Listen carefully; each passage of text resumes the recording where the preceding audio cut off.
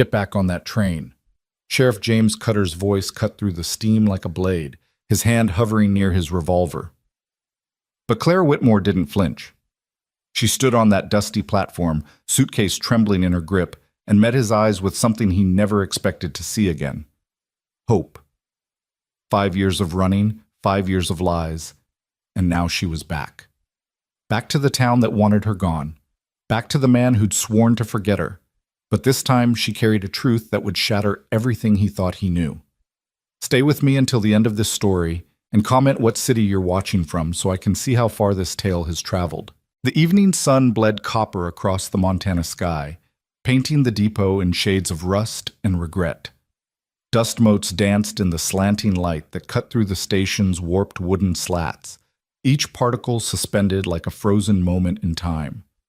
The 547 to Billings sat wheezing on the tracks, its engine huffing great clouds of steam that rolled across the platform like the ghosts of conversations never finished.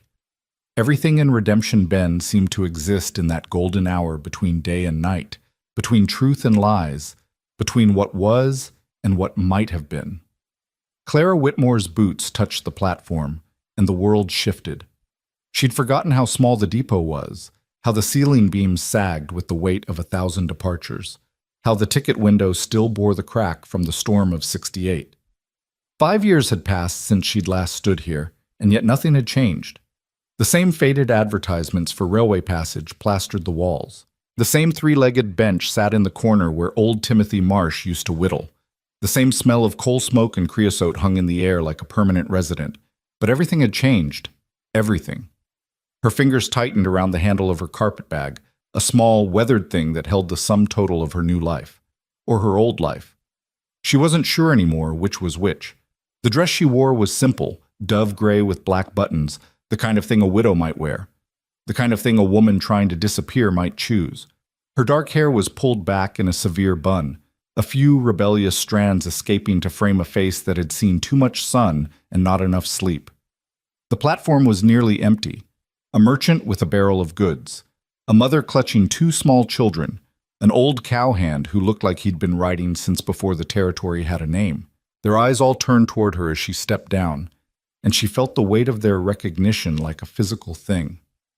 Clara Whitmore, back from the dead, back from wherever women like her went when they ran. She took a breath, tasting alkali and sagebrush on the wind that swept down from the mountains. Somewhere a dog barked. Somewhere a door slammed. The ordinary sounds of a town going about its business, unaware that its careful peace was about to shatter. Then she saw him. Sheriff James Cutter stood at the far end of the platform, a silhouette cut from shadow and failing light. Even at this distance, she knew the set of his shoulders, the tilt of his head, the way he held himself like a man braced for impact. 6 feet of lean muscle and hard decisions, wrapped in a duster that had seen better days, and a hat that cast his face in darkness. He wasn't supposed to be here. The train was early. She was supposed to have time. Time to find a room. Time to gather her courage. Time to figure out what she'd say when they finally faced each other. But time, it seemed, had run out. James took a step forward, then another, his boots striking the wooden planks with a deliberate rhythm. The station master, a nervous man named Fletcher, scurried out of his way like a mouse before a hawk. The other passengers suddenly found pressing reasons to examine their tickets or adjust their luggage. Even the train seemed to hold its breath, its constant hissing quieting to a whisper. Clara. Her name left his mouth like an accusation, like a prayer, like something that hurt to say. She forced herself to meet his gaze. 5 years had carved lines into his face that hadn't been there before. His jaw was harder, his eyes colder, the set of his mouth more grim. But underneath it all, she could still see the man she'd known. The deputy with the easy smile, the one who'd kissed her under the cottonwoods while the creek sang its endless song. James. Her voice came out steady. Small miracle, that. He stopped 10 feet away, the distance between them measured in more than planks and air. His hand rested near his gun belt. Not threatening, just there, the way a man's hand rests when he's forgotten what it means to be at ease.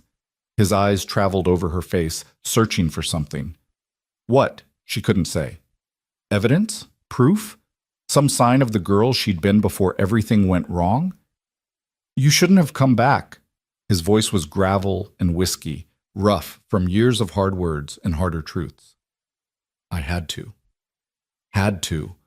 He repeated the words like they were foreign, incomprehensible. 5 years, Clara. 5 years of silence, and now you had to? The merchant had disappeared into the station. The mother had herded her children to the far end of the platform.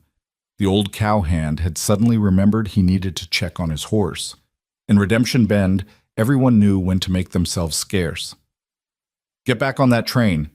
James took another step forward, and now she could see his face clearly in the dying light, see the muscle jumping in his jaw, see the shadows under his eyes that spoke of sleepless nights and heavy burdens, see the carefully maintained wall he'd built between himself and everything that could hurt him. I can't do that. You can. His voice dropped lower, more dangerous. And you will. This town's got enough trouble without you stirring up what ought to stay buried. Behind her, the conductor appeared in the train car doorway. 5 minutes to departure, he called. All aboard for Billings, Helena, and points north. Clara didn't move. Her heart hammered against her ribs like it was trying to escape her chest. This wasn't how she'd imagined it. In her mind, she'd had time to explain, time to make him understand. But standing here, facing the full force of his anger, his hurt, his carefully controlled rage, she realized how foolish those imaginings had been. You think you can just walk back into this town? James continued, his voice rising just enough that the words carried an edge. After what happened? After what he did? He's dead, James. I know he's dead. Something flickered in his eyes, memory, maybe, or regret. I'm the one who brought his body back, remember? I'm the one who had to tell this town that the man who robbed the bank, who shot Deputy Harris, who burned down the Hendersons' barn, was finally stopped. You think I don't know he's dead? The train whistled, a long, mournful sound that echoed off the mountains and rolled across the prairie like a warning. Then you know I'm free, Clara said softly. Free. He laughed, but there was no humor in it. You were never his prisoner, Clara. You chose him. You married him. You ran with him when the law came calling. That's not...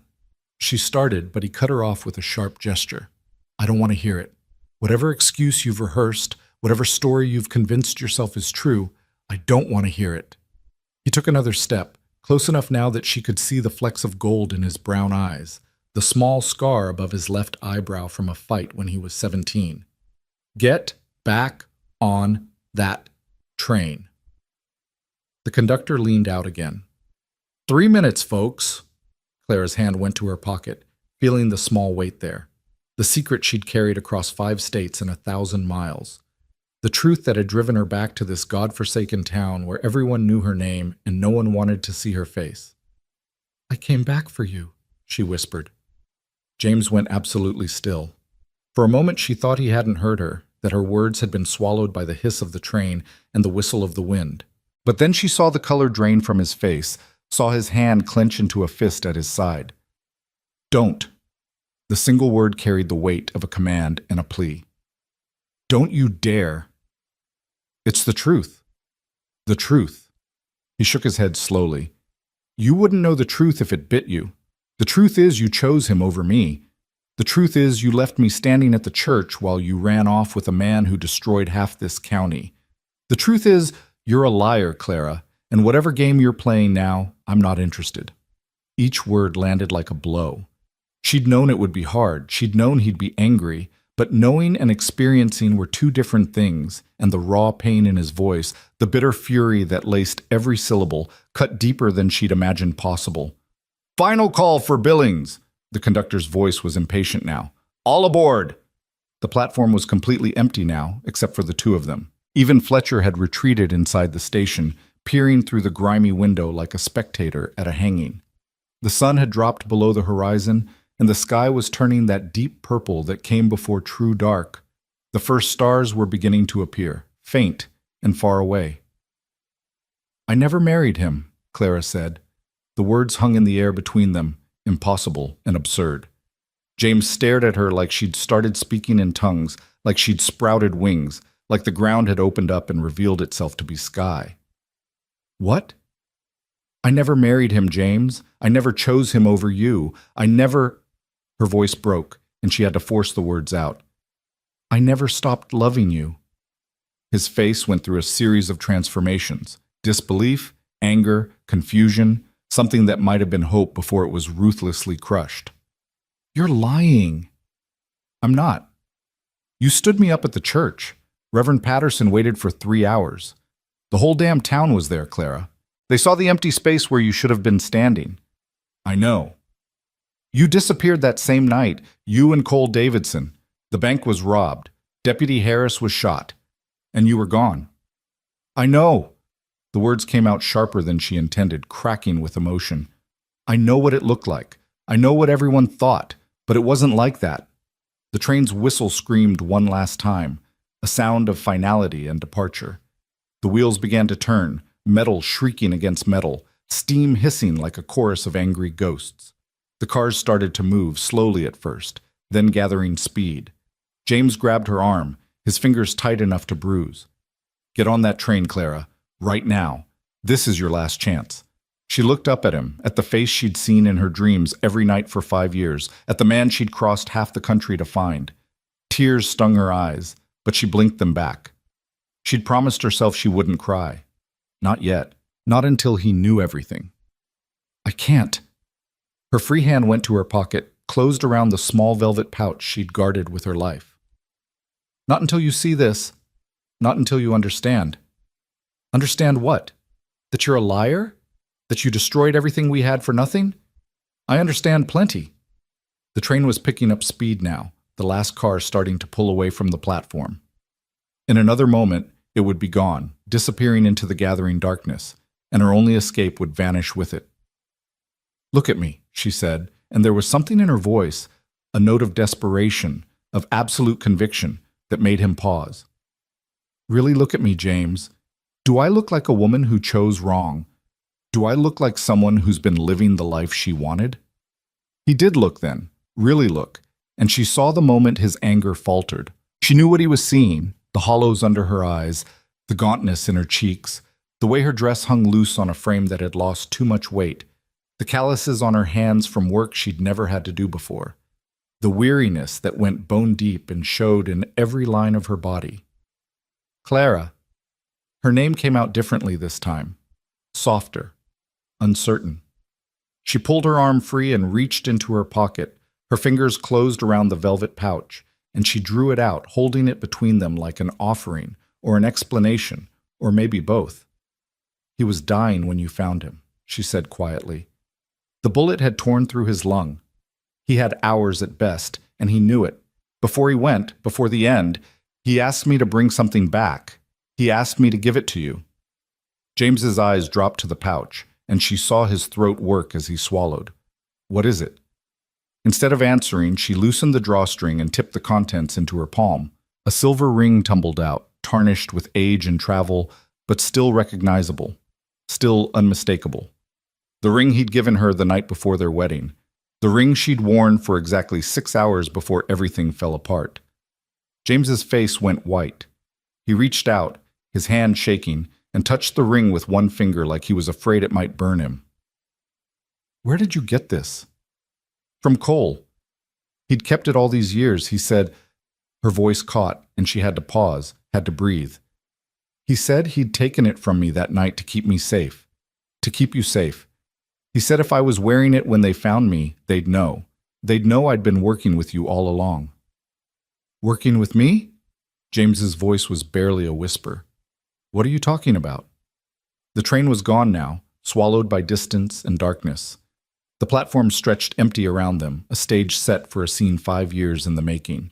Clara closed her fingers around the ring, feeling the cool metal warm against her skin. The bank robbery, she said. Cole didn't plan it. You did. The words fell like stones into still water, rippling out into silence. James took a step back, shaking his head. That's insane. I was the deputy. I was the one who tried to stop it. You were the deputy who needed to stop a gang that was terrorizing the county, a gang that was too smart, too well connected to catch any other way. Clara held his gaze, willing him to remember, to acknowledge the truth they'd both buried.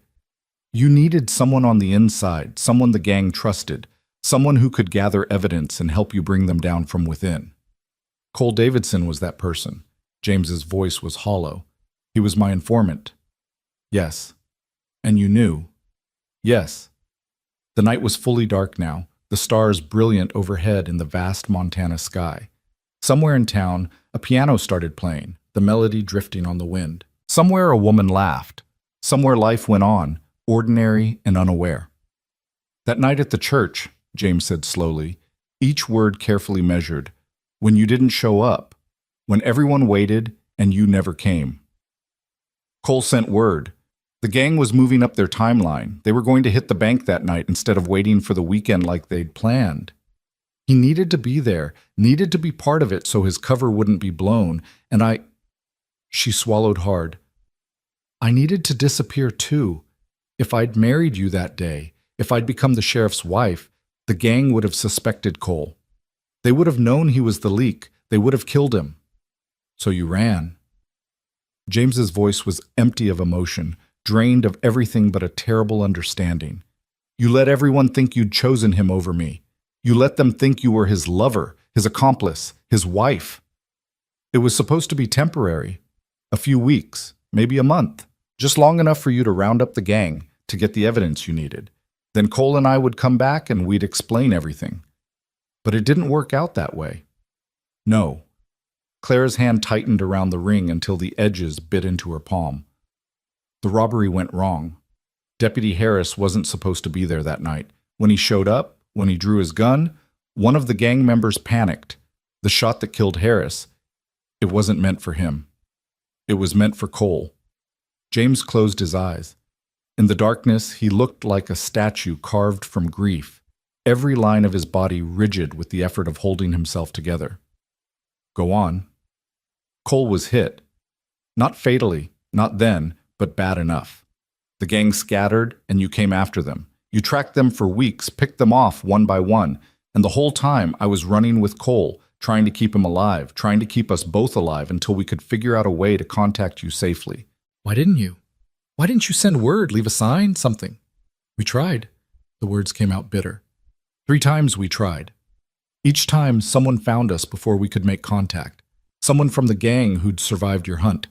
Someone who wanted revenge. We realized there must have been a leak in your department, someone feeding information to whoever was left. So we kept running. We changed names, changed towns. We went from Montana to Wyoming to Colorado to New Mexico and back again. Always one step ahead, always looking over our shoulders. A door opened somewhere, spilling light and noise into the street, then closed again, leaving them in shadow. James opened his eyes and looked at her with an expression she couldn't read. For 5 years? You ran for 5 years? For 5 years, Cole got sicker. The bullet wound never healed properly. Infection set in, then lung fever. By the end, he was coughing up blood, could barely walk. We made it to a town in New Mexico, Santa Rosa they called it, and I knew he was dying. I got him to a doctor, but it was too late. The bullet had done its damage, and time had done the rest. Claire's voice wavered, and she paused, breathing through the memory. The small room that smelled of carbolic and death. The rattle in Cole's chest as he struggled for each breath. The doctor's sympathetic eyes as he delivered the news she already knew. Before he died, he told me everything about how he'd kept the ring all those years, hidden in a false bottom in his boot. About how he'd always meant to give it back but never found the right time, the safe time. About how he was sorry for what it had cost me, my reputation, my home, my life. About how I needed to go back, needed to find you, needed to make you understand. Understand what? James's voice was rough. That everything I believed for 5 years was a lie? That I buried my partner, hunted down a gang, and spent every day since then thinking the woman I loved had betrayed me, when really... He stopped, the words choking off. When really, I was trying to protect you. Clara finished softly. Both of us were. Cole and I, both. The silence stretched between them, heavy with revelation and regret. James turned away, his shoulders bowed like a man carrying a weight too heavy to bear. He walked to the edge of the platform, staring out at the darkness where the train had disappeared. Why now? He asked finally. Why come back now after all this time? Because Cole's dead, Because the gang is scattered or hanged. Because the man in your department who was feeding them information, Deputy Marshal, was caught last year running a smuggling operation in Oregon. I read about it in a newspaper. The article said he'd confessed to everything, including his connection to the bank robbery gang. She took a breath. The danger is over, James. Finally, after all these years, it's safe to tell the truth. James turned back to her, and in the starlight, she could see the tracks of tears on his face. Safe, he repeated. You think this is safe? You think telling me this now, after everything, makes things safe? I think it makes things true. She held out her hand, the ring gleaming in her palm. This is yours. It was always yours. I never stopped wearing it, not in my heart, not for a single day. And I came back because I couldn't spend one more day living a lie. Even if you hate me, even if you tell me to leave and never come back, you deserve to know the truth. He stared at the ring, at her outstretched hand, at her face. The war playing out in his expression was painful to watch. Anger and grief and longing and love all tangled together in a knot that might never come undone. You destroyed me, he said quietly. That day when you didn't show up at the church, when I realized you were gone, it destroyed me, Clara. I became someone else, someone harder, someone who didn't believe in happy endings anymore. And now you're telling me it was all for nothing? All that pain, all that anger, all those years of hating you and hating myself for still loving you, it was all for nothing? Not for nothing. Clara's voice broke. For something important. For stopping men who were terrorizing innocent people. For protecting Cole long enough that he could help you bring them down. For... She stopped, the words she wanted to say too big, too impossible. For love. We did it for love. Cole loved this town enough to risk his life going undercover. I loved you enough to sacrifice my reputation, my place here, everything. And you loved justice enough to see it through, even when it cost you. James made a sound that might have been a laugh or a sob. Love. You're talking to me about love. I know I have no right. I know I gave that up when I walked away from that church, but I needed you to know the truth before I... She swallowed hard. Before I leave again. I'm not asking you to forgive me. I'm not asking you to understand or to take me back or to pretend the last 5 years didn't happen. I'm just asking you to know that I never betrayed you. Not once. Not ever. She stepped forward and took his hand, pressing the ring into his palm and closing his fingers around it. His hand was warm, calloused, shaking slightly. She held it for a moment, memorizing the feel of his skin against hers, knowing it might be the last time. I should have trusted you, James said, his voice barely audible. 5 years ago, when you didn't show up, when everyone said you'd run off with Cole, I should have known better. I should have trusted that you wouldn't do that to me. You couldn't have known. We made sure no one could know. But I should have. He looked down at their joined hands, at the ring pressed between their palms. I loved you, Clara. I should have trusted that love. Instead, I let anger and hurt convince me you were someone you weren't, and I lived with that anger for 5 years. Let it poison everything, turn me into someone I barely recognize. Clara felt tears spill down her cheeks, hot against her cold skin. We both paid a price. Cole paid the highest price of all. But it's over now. The truth is out, and you can move on. You can find someone who hasn't brought you so much pain. You can have the life you should have had. James pulled his hand away, and for a moment Clara thought he was going to walk away, thought he was going to leave her standing there alone on the platform with nothing but her empty suitcase and her emptier heart. But instead he opened his palm and looked down at the ring. This was my grandmother's, he said. Did I ever tell you that? Clara nodded, unable to speak. She gave it to my grandfather on their wedding day. They were married for 53 years. When she died, my grandfather gave it to me. Said I should give it to a woman I loved enough to spend 53 years with. A woman I'd choose every day, even when things got hard. Especially when things got hard. He closed his fingers around the ring, then looked up at her, and his eyes were clear and bright with unshed tears. I gave this to you because I thought you were that woman, because I believed we'd have those 53 years, that we'd grow old together in that little house by the creek, that we'd watch our children grow and our grandchildren play. And when you left, when I thought you'd chosen someone else, It broke something in me that I didn't think could be fixed. James, but you didn't leave. He continued as if she hadn't spoken. You didn't choose someone else. You chose me. You chose to protect me, to sacrifice everything so I'd be safe, so I could finish what we'd started. And I was too blind, too hurt, too damn stubborn to see it. He stepped closer, close enough that she could feel the heat of him, smell the familiar scent of leather and sage, and something uniquely him.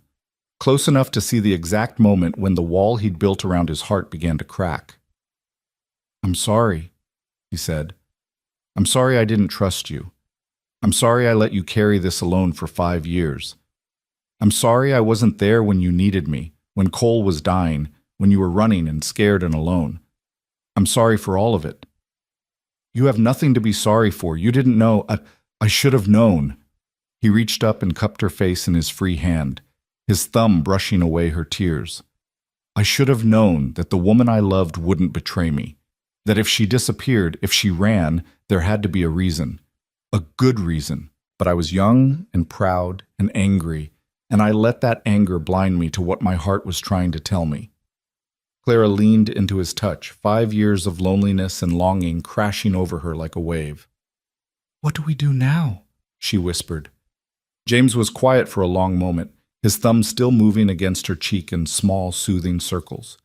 Then he lowered his hand and held up the ring, letting it catch the starlight. Now? He said softly. Now I ask you a question I should have asked 5 years ago, before everything went wrong, before plans and secrets and protecting each other got in the way of what really mattered. He went down on one knee right there on the platform, and Clara's breath caught in her throat. Clara Whitmore, he said, his voice steady despite the tears on his face. I lost 5 years with you, 5 years I can never get back. But I don't want to lose one more day. I don't want to lose one more hour. Will you marry me? Not in secret, not as part of a plan, not to protect anyone or hide anything. Just because I love you, just because I've always loved you, just because I can't imagine my life without you in it. The world seemed to stop. The wind ceased its constant rushing. The distant piano fell silent. Even the stars seemed to hold their breath, waiting for her answer. Clara looked down at him. This man who'd hunted outlaws and kept the peace, who'd lived with heartbreak for 5 years and come out the other side still capable of love, still willing to trust, still willing to forgive. This man who was offering her not just a ring, but a future. Not just forgiveness, but a choice. Yes, she said, and the word came out like a prayer, like a promise, like the beginning of something neither of them dared believe could still be possible. Yes, James. Yes to all of it. Yes to you. He slid the ring onto her finger, and it fit exactly as it had 5 years ago, like it had been waiting all this time to come home. Then he stood and pulled her into his arms, and she buried her face against his chest, feeling his heart pound against her cheek, strong and steady and real.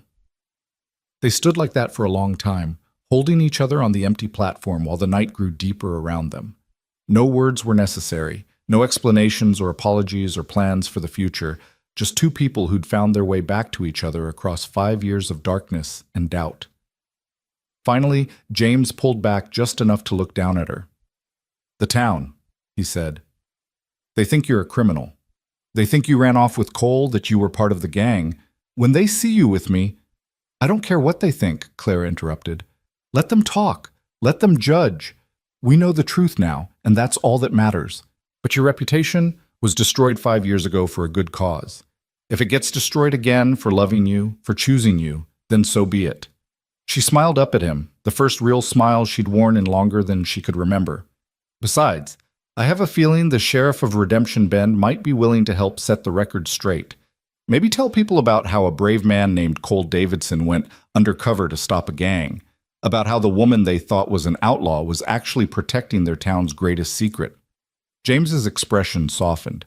Cole deserves to be remembered as a hero. He deserves that much. Then we'll make sure he is.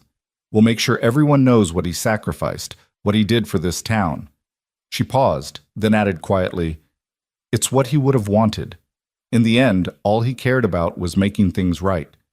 James nodded slowly. Tomorrow, we'll start clearing your name. Tonight, he He glanced toward the dark street beyond the platform. Tonight, I'm taking you home. Home. Clara tested the word, feeling its weight, its possibility. 5 years since she'd had a home. 5 years since she'd had anything but temporary rooms and borrowed beds and the constant need to keep moving. Where's home? The house by the creek, James said. I never could bring myself to sell it, even though it was supposed to be ours, even though every room reminded me of what I'd lost. It's been sitting empty, waiting. Maybe it knew you'd come back. Clara felt fresh tears sting her eyes, but these were different from before. These were tears of relief, of homecoming, of doors opening instead of closing. The house by the creek, she repeated. I used to dream about that house. In the worst times, when Cole was sick and we were running and everything seemed hopeless, I'd close my eyes and imagine sitting on the porch, watching the water flow by. Then let's not waste another moment. James picked up her carpet bag with one hand and took her hand with the other. Let's go home. They walked off the platform together, their footsteps echoing in the quiet night. As they reached the street, Clara looked back once at the depot, the place where she'd arrived, where she'd faced James's anger, where everything had changed. The building sat dark and empty now, already receding into memory. Then she turned forward, toward the man beside her, toward the future they'd both thought was lost, toward whatever came next. And for the first time in 5 years, Clara Whitmore wasn't running away from something. She was running toward it. The walk through Redemption Bend felt like passing through a graveyard of memories. Every storefront, every alley, every lamppost held echoes of the life Clara had left behind. The mercantile where she'd bought fabric for her wedding dress. The bakery where Mrs. Chen had promised to make a 3-tiered cake. The corner where James had first kissed her, both of them young and reckless, and certain the world was theirs for the taking. But the town was different too. New buildings had sprung up where empty lots once stood. The old saloon had been painted a garish yellow. The church steeple, damaged in a storm years ago, had been repaired with wood that didn't quite match. Change and sameness woven together like a quilt made of mismatched pieces. James kept her hand firmly in his as they walked, his thumb tracing small circles on her palm. Neither spoke. The night wrapped around them like a cocoon, intimate and isolating. Their footsteps on the boardwalk were the only sound besides the distant murmur of voices from the Lucky Dollar Saloon and the occasional bark of a dog. They were halfway down Main Street when a door opened ahead of them.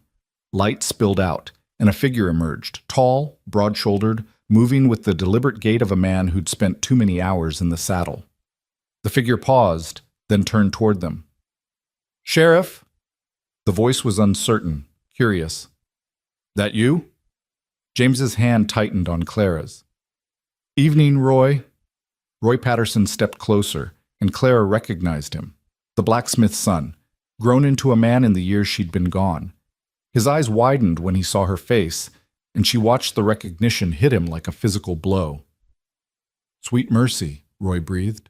"Clara Whitmore?" "It's her," James said, his voice carrying a note of warning. Roy's gaze darted between them, landing on their joined hands, on the carpet bag James carried. His face went through a series of expressions: shock, confusion, something that might have been anger.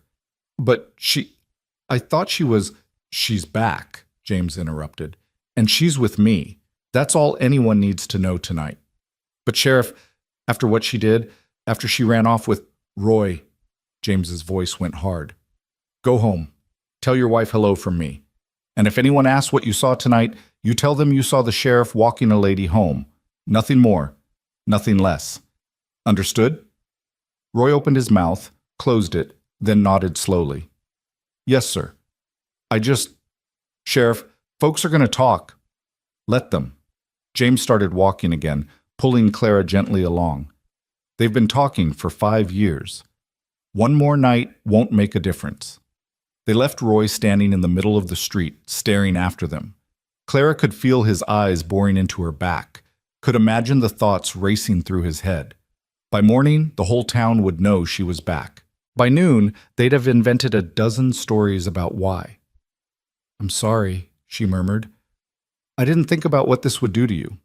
Your position, your reputation. My reputation can handle it," James said. "And my position is law enforcement, not popularity contests.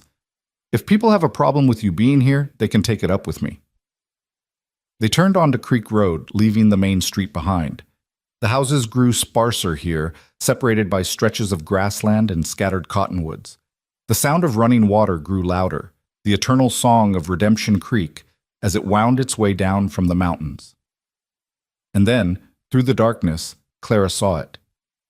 The house. It sat on a small rise overlooking the creek, exactly as she remembered. Single story, built of timber and stone, with a wide porch that wrapped around three sides. The windows were dark, but even in the starlight she could see the neat lines of it, the careful construction. James had built most of it himself, spending his free hours sawing and hammering and planning for a future he'd thought was certain. Her throat tightened. "You really kept it." "Told you I did." James led her up the path, their boots crunching on gravel. "Couldn't sell it. Tried twice, but every time a buyer showed interest, I'd find some reason to back out. Too attached, I guess. Too hopeful, maybe, even when I told myself I'd given up hope." He climbed the porch steps and pulled a key from his pocket. The door swung open with a creak that spoke of disuse, and James struck a match, lighting a lamp just inside. Warm light bloomed, pushing back the shadows. Clara stepped inside and felt time collapse. The main room looked frozen, preserved like something under glass. The furniture they'd picked out together, the settee with the blue cushions, the oak dining table. The bookshelf James had carved with intricate patterns along its edges. The braided rug her mother had made. The painting of the mountains that had hung in her family's parlor. "You kept everything," she whispered. James set down her carpetbag and closed the door. "I kept hoping you'd need it someday. Kept hoping you'd come home and want to remember. Guess I was right." He moved through the room, lighting more lamps. "It's dusty. I try to clean when I can, but the office keeps me busy, and I'm not much for housekeeping." Clara walked slowly through the space, her fingers trailing over familiar surfaces. The table where they were supposed to eat breakfast together. The chairs where they were supposed to sit by the fire on winter nights. The doorway leading to the bedroom where they were supposed to. She stopped, her hand on the doorframe. She couldn't go in there. Not yet. That room represented too much, too many dreams that had withered on the vine. "Clara," James's voice was soft behind her. "You don't have to. We can figure out sleeping arrangements. I can take the settee, or I can go back to my room above the office. Whatever makes you comfortable."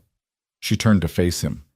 He stood in the center of the room, lamplight painting him in gold and shadow, his hat in his hands, his expression careful, giving her space, giving her choice.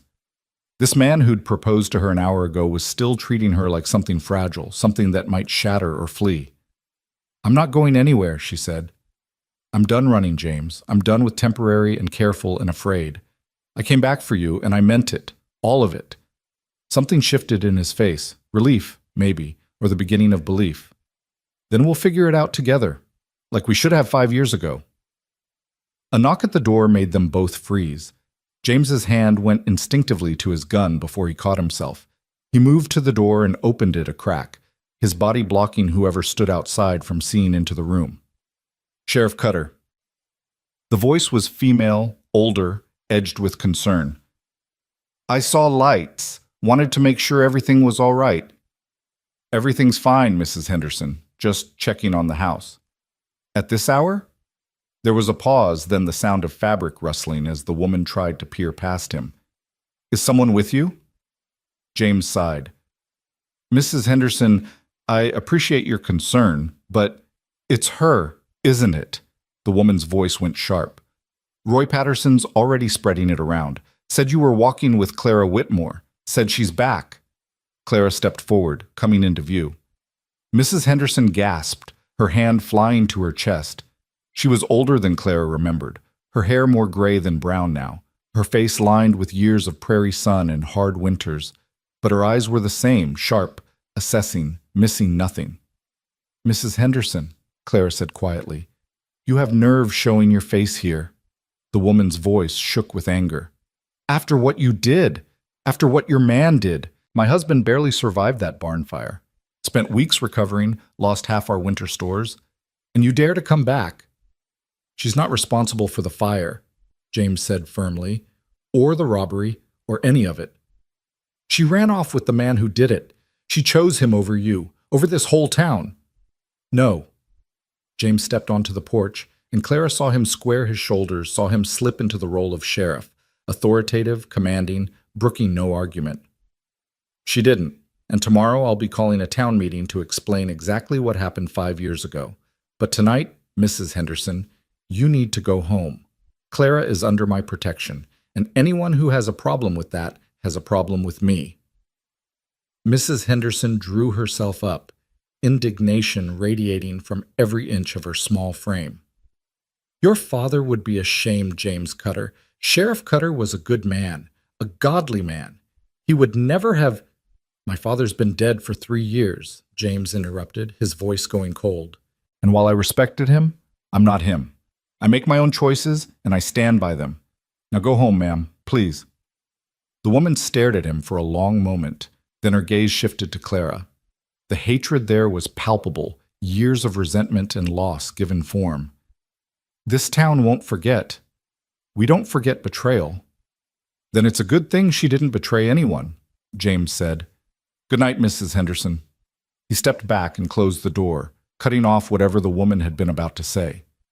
In the sudden silence, Clara could hear her own heartbeat, could feel the weight of the confrontation settling over her like a heavy blanket.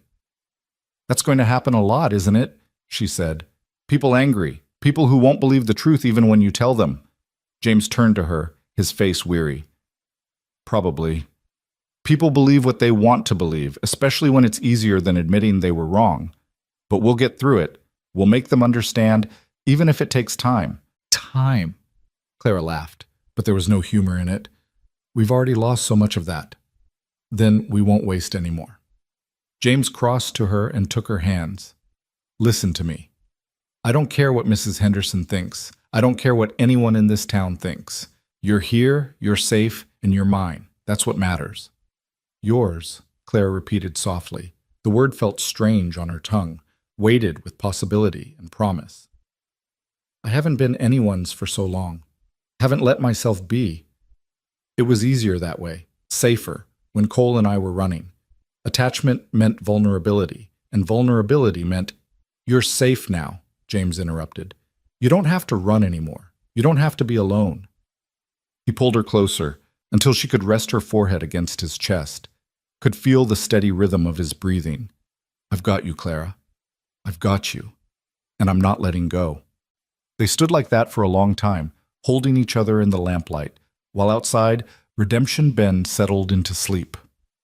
Tomorrow would bring challenges, confrontations, the hard work of rebuilding trust and reputation.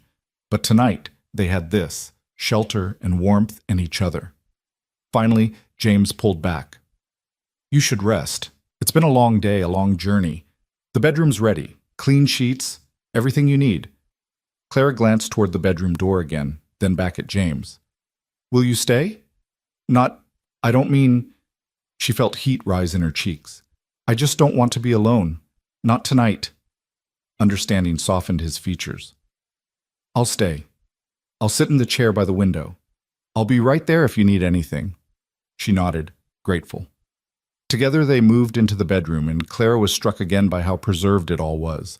The quilt her grandmother had sewn, the washstand with the porcelain pitcher, the mirror where she was supposed to have pinned up her hair on her wedding morning.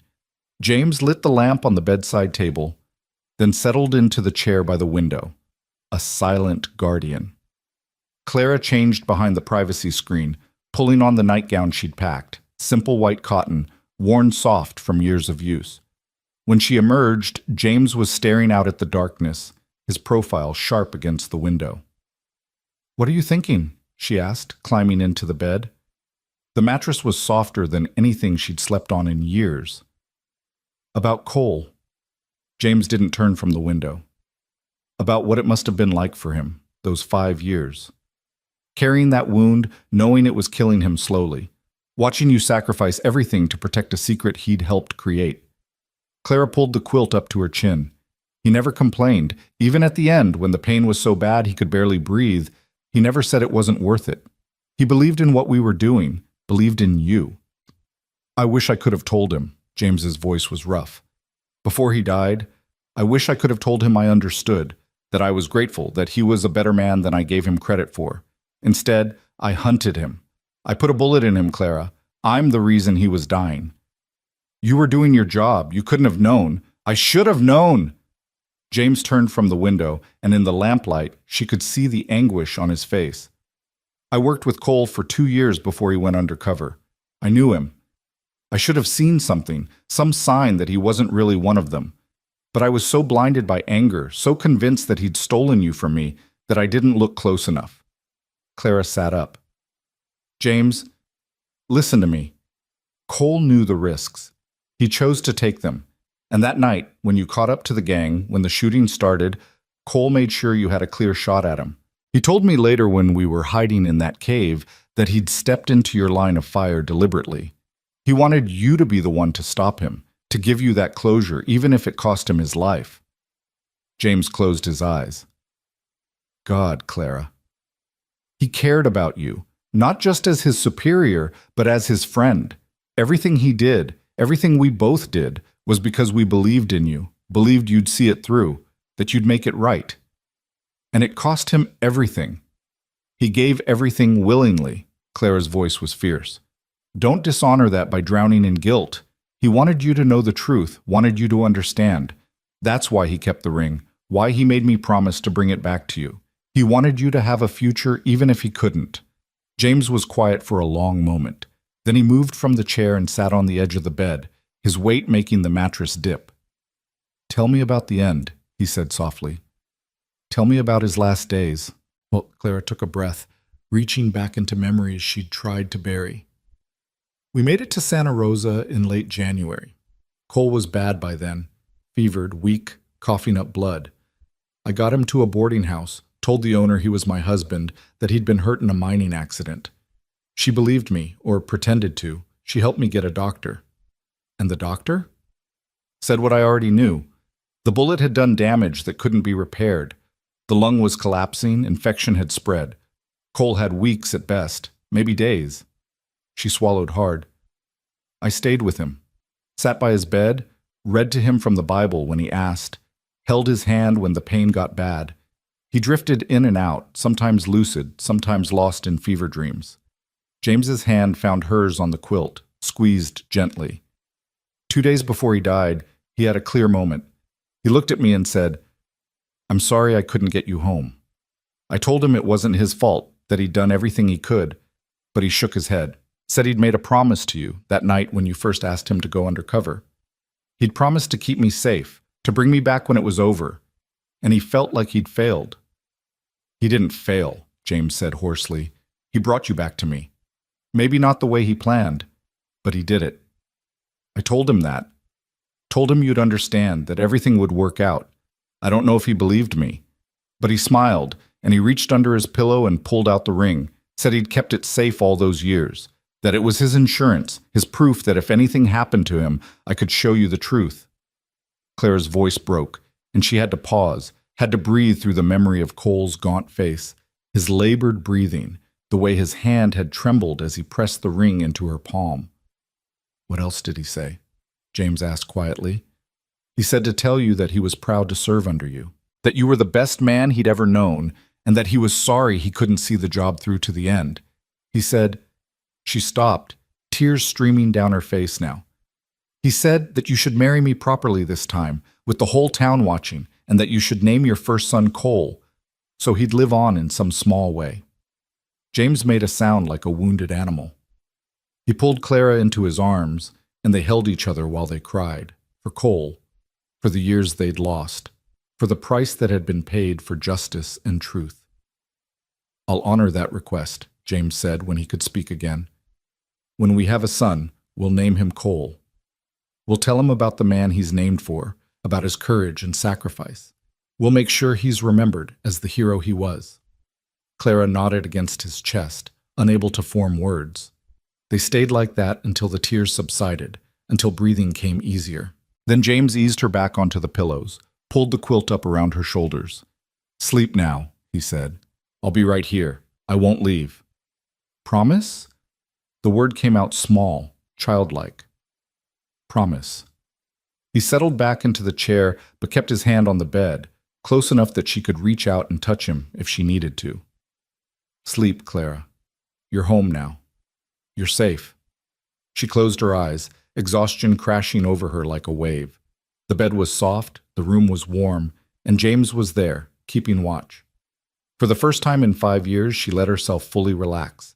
Let herself believe that maybe, just maybe, the running was really over. Sleep came quickly, pulling her down into darkness. But it wasn't the dreamless sleep of the exhausted. Images flickered through her mind, Cole's face, pale and drawn, the endless miles of running, the fear that had been her constant companion. And then, breaking through like sunlight, James. James waiting at the altar. James tracking the gang. James proposing on the platform. James promising to stay. She stirred, reaching out in the darkness. Her hand found his, and she held on tight. "I'm here," she heard him murmur. "I'm right here." And in her sleep, she smiled. The night deepened around them. Outside, Redemption Creek sang its ancient song. Somewhere in town, people whispered about Clara Whitmore's return, spinning stories and stoking outrage. But in the little house by the creek, two people who'd been lost for 5 years had finally found their way home. The first light of dawn was still hours away, but when it came, it would bring with it the beginning of something new. Not easy, perhaps. Not simple, but real and honest, and built on a foundation of truth that had been tested by fire and found unbreakable. Clara slept, and James watched over her, and the night slowly gave way to morning. And in that quiet house, with the creek murmuring its eternal lullaby, hope took root and began, at last, to grow. When Clara woke, sunlight was streaming through the window, painting the room in shades of gold. She blinked, disoriented for a moment, forgetting where she was. Then memory flooded back, the train, the platform, James. She sat up quickly, looking for him. He was still in the chair, but he'd fallen asleep. His head tilted back, his face relaxed in a way she rarely saw when he was awake. Without the weight of his badge and his responsibilities, he looked younger, more like the man she'd fallen in love with all those years ago. She slipped from the bed, moving quietly so as not to wake him. The floor was cold under her bare feet as she padded to the window and looked out. The creek sparkled in the morning light, its water clear and bright.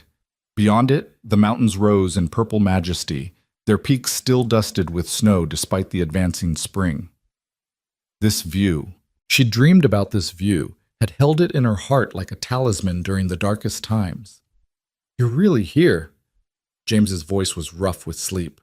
"For a minute, when I woke up, I thought I'd dreamed it all." Clara turned to find him watching her, his eyes soft. "I'm really here." He stood and crossed to her, wrapping his arms around her from behind. Together they stood at the window, watching the morning unfold. "We have a town meeting today," he said. "I sent word to the mayor last night. By noon, everyone will be gathered at the church hall. And then we tell them everything." "Everything," he confirmed, "about Cole going undercover, about the plan to bring down the gang from the inside, about why you had to disappear, all of it." Clara leaned back against him. "They won't want to believe it. It's easier to keep thinking I'm the villain, that Cole was a traitor. Then we'll make them believe it. We'll show them the evidence, Cole's reports, the information he gathered, the names of gang members we arrested based on his intelligence. It's all there, Clara. We just have to make them see it. And if they still won't?" James turned her in his arms so she faced him. "Then we'll deal with it, together. You're not facing this alone anymore." A knock at the door interrupted them. James sighed, pressed a kiss to her forehead, then went to answer it. Clara heard the murmur of voices, then James returned, his expression grim.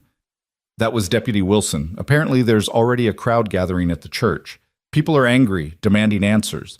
The mayor wants to move the meeting up to 10 o'clock. Clara's stomach tightened. "That's in 2 hours." "I know." James ran a hand through his hair. "I'm sorry. I thought we'd have more time to prepare, to figure out what to say." "We tell them the truth," Clara said, forcing strength into her voice. "We tell them exactly what happened, and we let the facts speak for themselves. The facts don't always matter to angry people. Then we make them matter." She met his eyes. "We owe it to Cole to try. We owe it to ourselves." James studied her for a moment, then nodded. "All right. But first you need to eat something, and I need to gather the evidence from my office. Can you be ready in an hour?" "I'll be ready." He kissed her again, longer this time, like he was drawing strength from her presence. Then he grabbed his hat and headed for the door. "Lock this behind me," he said. "Don't open it for anyone but me." "James, please, Clara, I don't trust the mood in town right now. Just stay inside until I get back." She nodded, and he left. She locked the door behind him, then leaned against it, her heart pounding. In 2 hours, she'd face the town that had condemned her. In 2 hours, she'd have to stand up and defend herself, defend Cole, defend everything they'd sacrificed. The weight of it was crushing. But she'd carried heavier burdens. She'd survived 5 years of running, 5 years of fear. She could survive this too.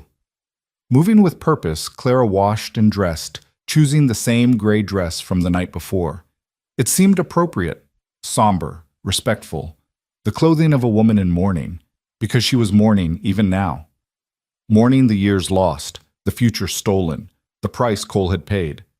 She was pinning up her hair when she heard voices outside, men's voices, angry and growing louder. She moved to the window and peered out carefully. A group of about a dozen men stood in the road, gesturing toward the house.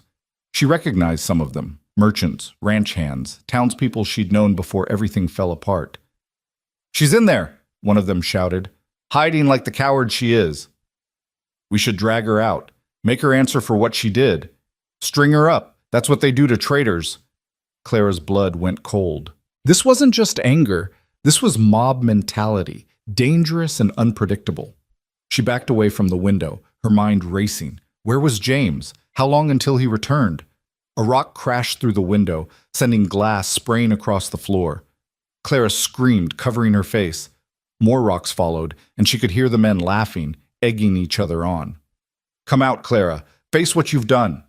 She ran to the bedroom looking for something, anything she could use to defend herself. Her hands closed around a fireplace poker just as the front door shuddered under a heavy blow. They were trying to break in. "This is Sheriff Cutter's property," she shouted, hating the tremor in her voice.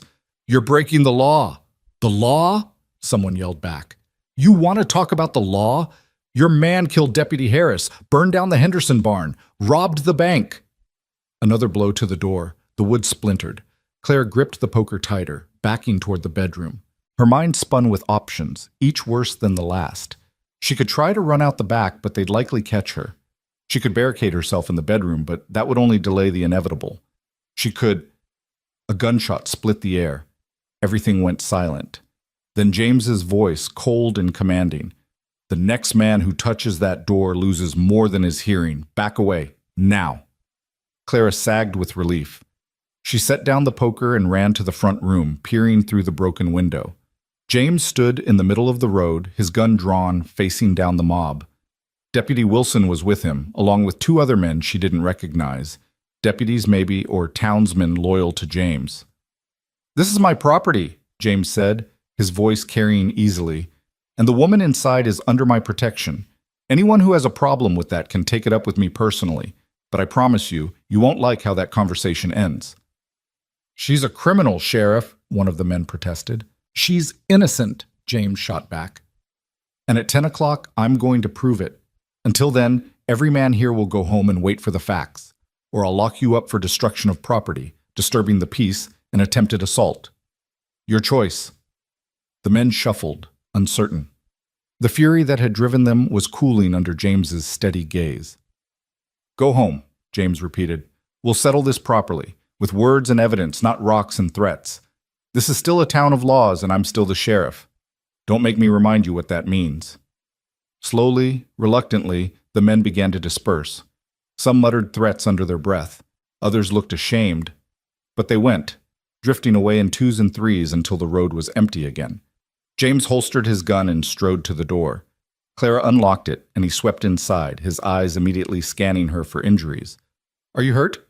"I'm fine. Scared, but fine." He pulled her against him, and she felt him trembling, with anger, with fear, with relief. "I shouldn't have left you alone. I didn't think they'd move this fast." "It's all right. You're here now." He pulled back, surveying the damage, the broken window, the scattered glass, the splintered door. His jaw tightened. This ends today. One way or another, this ends today. Clara nodded. Then let's finish it. Together they began cleaning up the glass, preparing for whatever came next. Outside, the sun climbed higher, and somewhere a church bell began to toll. 10 o'clock was coming, and with it, the reckoning. The church hall was packed by the time James and Clara arrived. Every pew was filled, people standing along the walls, faces turned toward the entrance, with expressions ranging from curiosity to outright hostility. The air was thick with tension and the smell of too many bodies in too small a space. Someone had opened the windows, but the spring breeze did little to ease the suffocating atmosphere. Clara felt every eye on her as James led her down the center aisle, his hand firm on her elbow. Whispers followed in their wake like ripples on water. She kept her chin up, her gaze straight ahead, refusing to let them see her fear.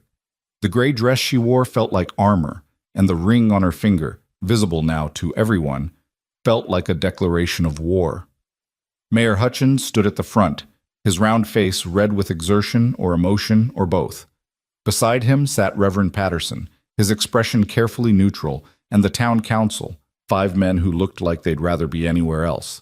Deputy Wilson had taken up position by the door, his hand resting on his gun belt, ready for trouble. James guided Clara to 2 chairs that had been placed facing the congregation, then turned to address the crowd. The room fell silent, waiting. "Thank you all for coming," James began, his voice carrying to every corner. "I know there's been a lot of talk, a lot of anger, about Clara Whitmore's return. I know what many of you believe happened 5 years ago, and I'm here to tell you that almost everything you think you know is wrong." A rumble went through the crowd. Someone shouted, "She ran off with Cole Davidson. We all saw it."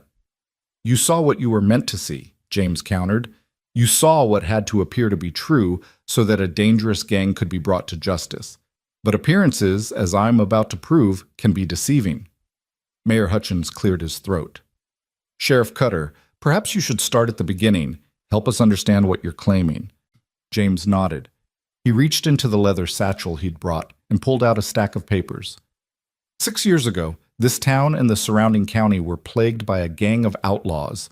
They robbed stages, rustled cattle, and generally made life hell for honest folks. Deputy Cole Davidson and I spent months trying to catch them, but they were always one step ahead. It was like they knew our every move. "Because they had someone on the inside," old Timothy Marsh called out from the back. "Everyone knew that. Someone in the sheriff's office was feeding them information." "That's what we thought too," James said. "So we set a trap. Cole volunteered to go undercover, to infiltrate the gang and find out who was betraying us. It took him 8 months, but he did it. He got close to them, earned their trust, and sent me regular reports about their activities." He held up one of the papers. "This is one of those reports, dated November 1869. In it, Cole identifies 3 members of the gang and details their plan to rob a ranch outside of town. We used that information to stop the robbery and arrest 2 of the men."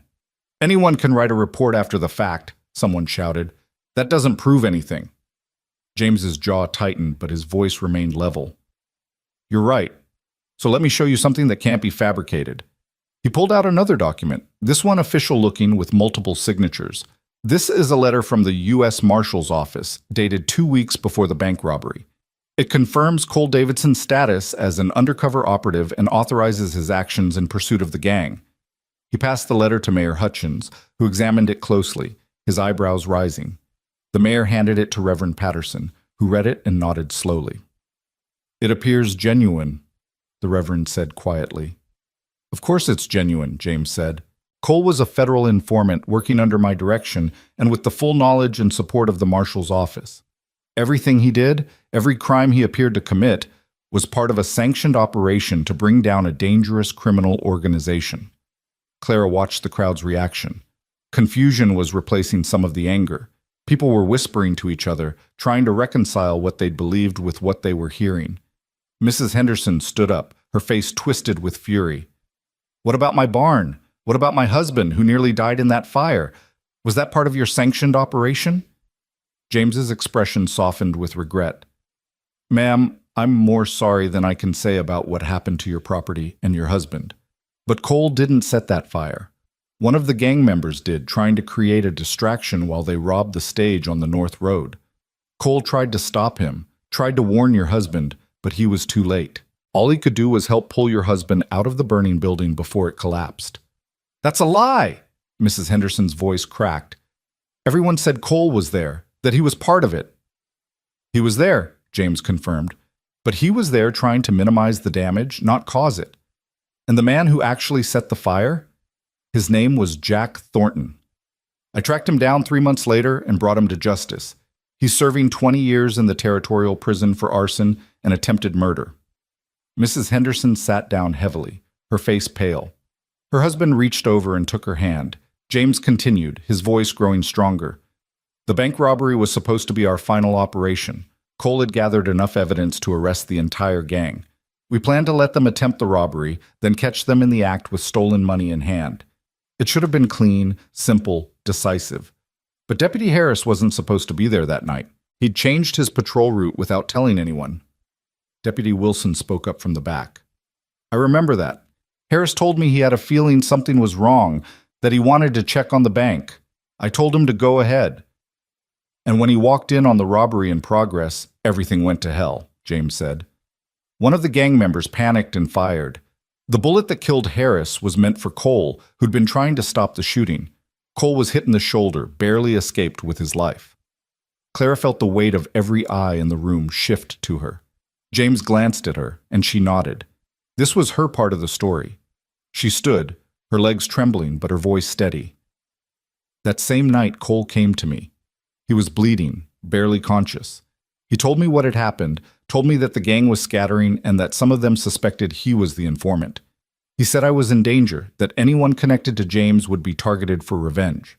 "So you ran," Mayor Hutchins said, but his tone was less accusatory now, more questioning.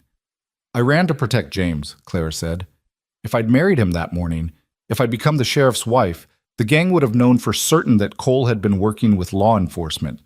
They would have killed Cole immediately, and they would have come after James. So I made a choice. I chose to disappear, to let everyone think I'd chosen Cole over James, that I was part of the gang." "For 5 years?" someone asked incredulously. "You kept up this deception for 5 years?" "We had no choice." Claire's voice broke slightly, but she pushed on. "The gang had someone in the sheriff's office feeding them information. We didn't know who we could trust. Every time we tried to make contact with James, someone would find us. We barely escaped with our lives 3 times. James picked up the thread. "The man in my office was Deputy Arthur Marshall. He'd been on the gang's payroll from the beginning. I didn't discover his betrayal until 2 years ago, and by then he'd fled to Oregon. He was arrested last year on unrelated charges and confessed to everything, including his role in tipping off the gang whenever Cole tried to reach me." He pulled out another document. "This is Marshall's confession. In it, he names every member of the gang, details every crime they committed, and confirms Cole Davidson's role as an informant. He also confirms that Clara Whitmore was never involved in any criminal activity, that she was simply trying to stay alive and protect the people she loved." The room was silent now, the weight of revelation settling over everyone like snow. Clara could see the doubt creeping into faces that had been set with certainty moments before. Reverend Patterson stood. "Sheriff Cutter, why didn't you come forward with this information sooner? Why let people believe lies for so long?" "Because I didn't know the truth myself until yesterday," James said, and Clara heard the pain in his voice. "I believed the same lies everyone else did.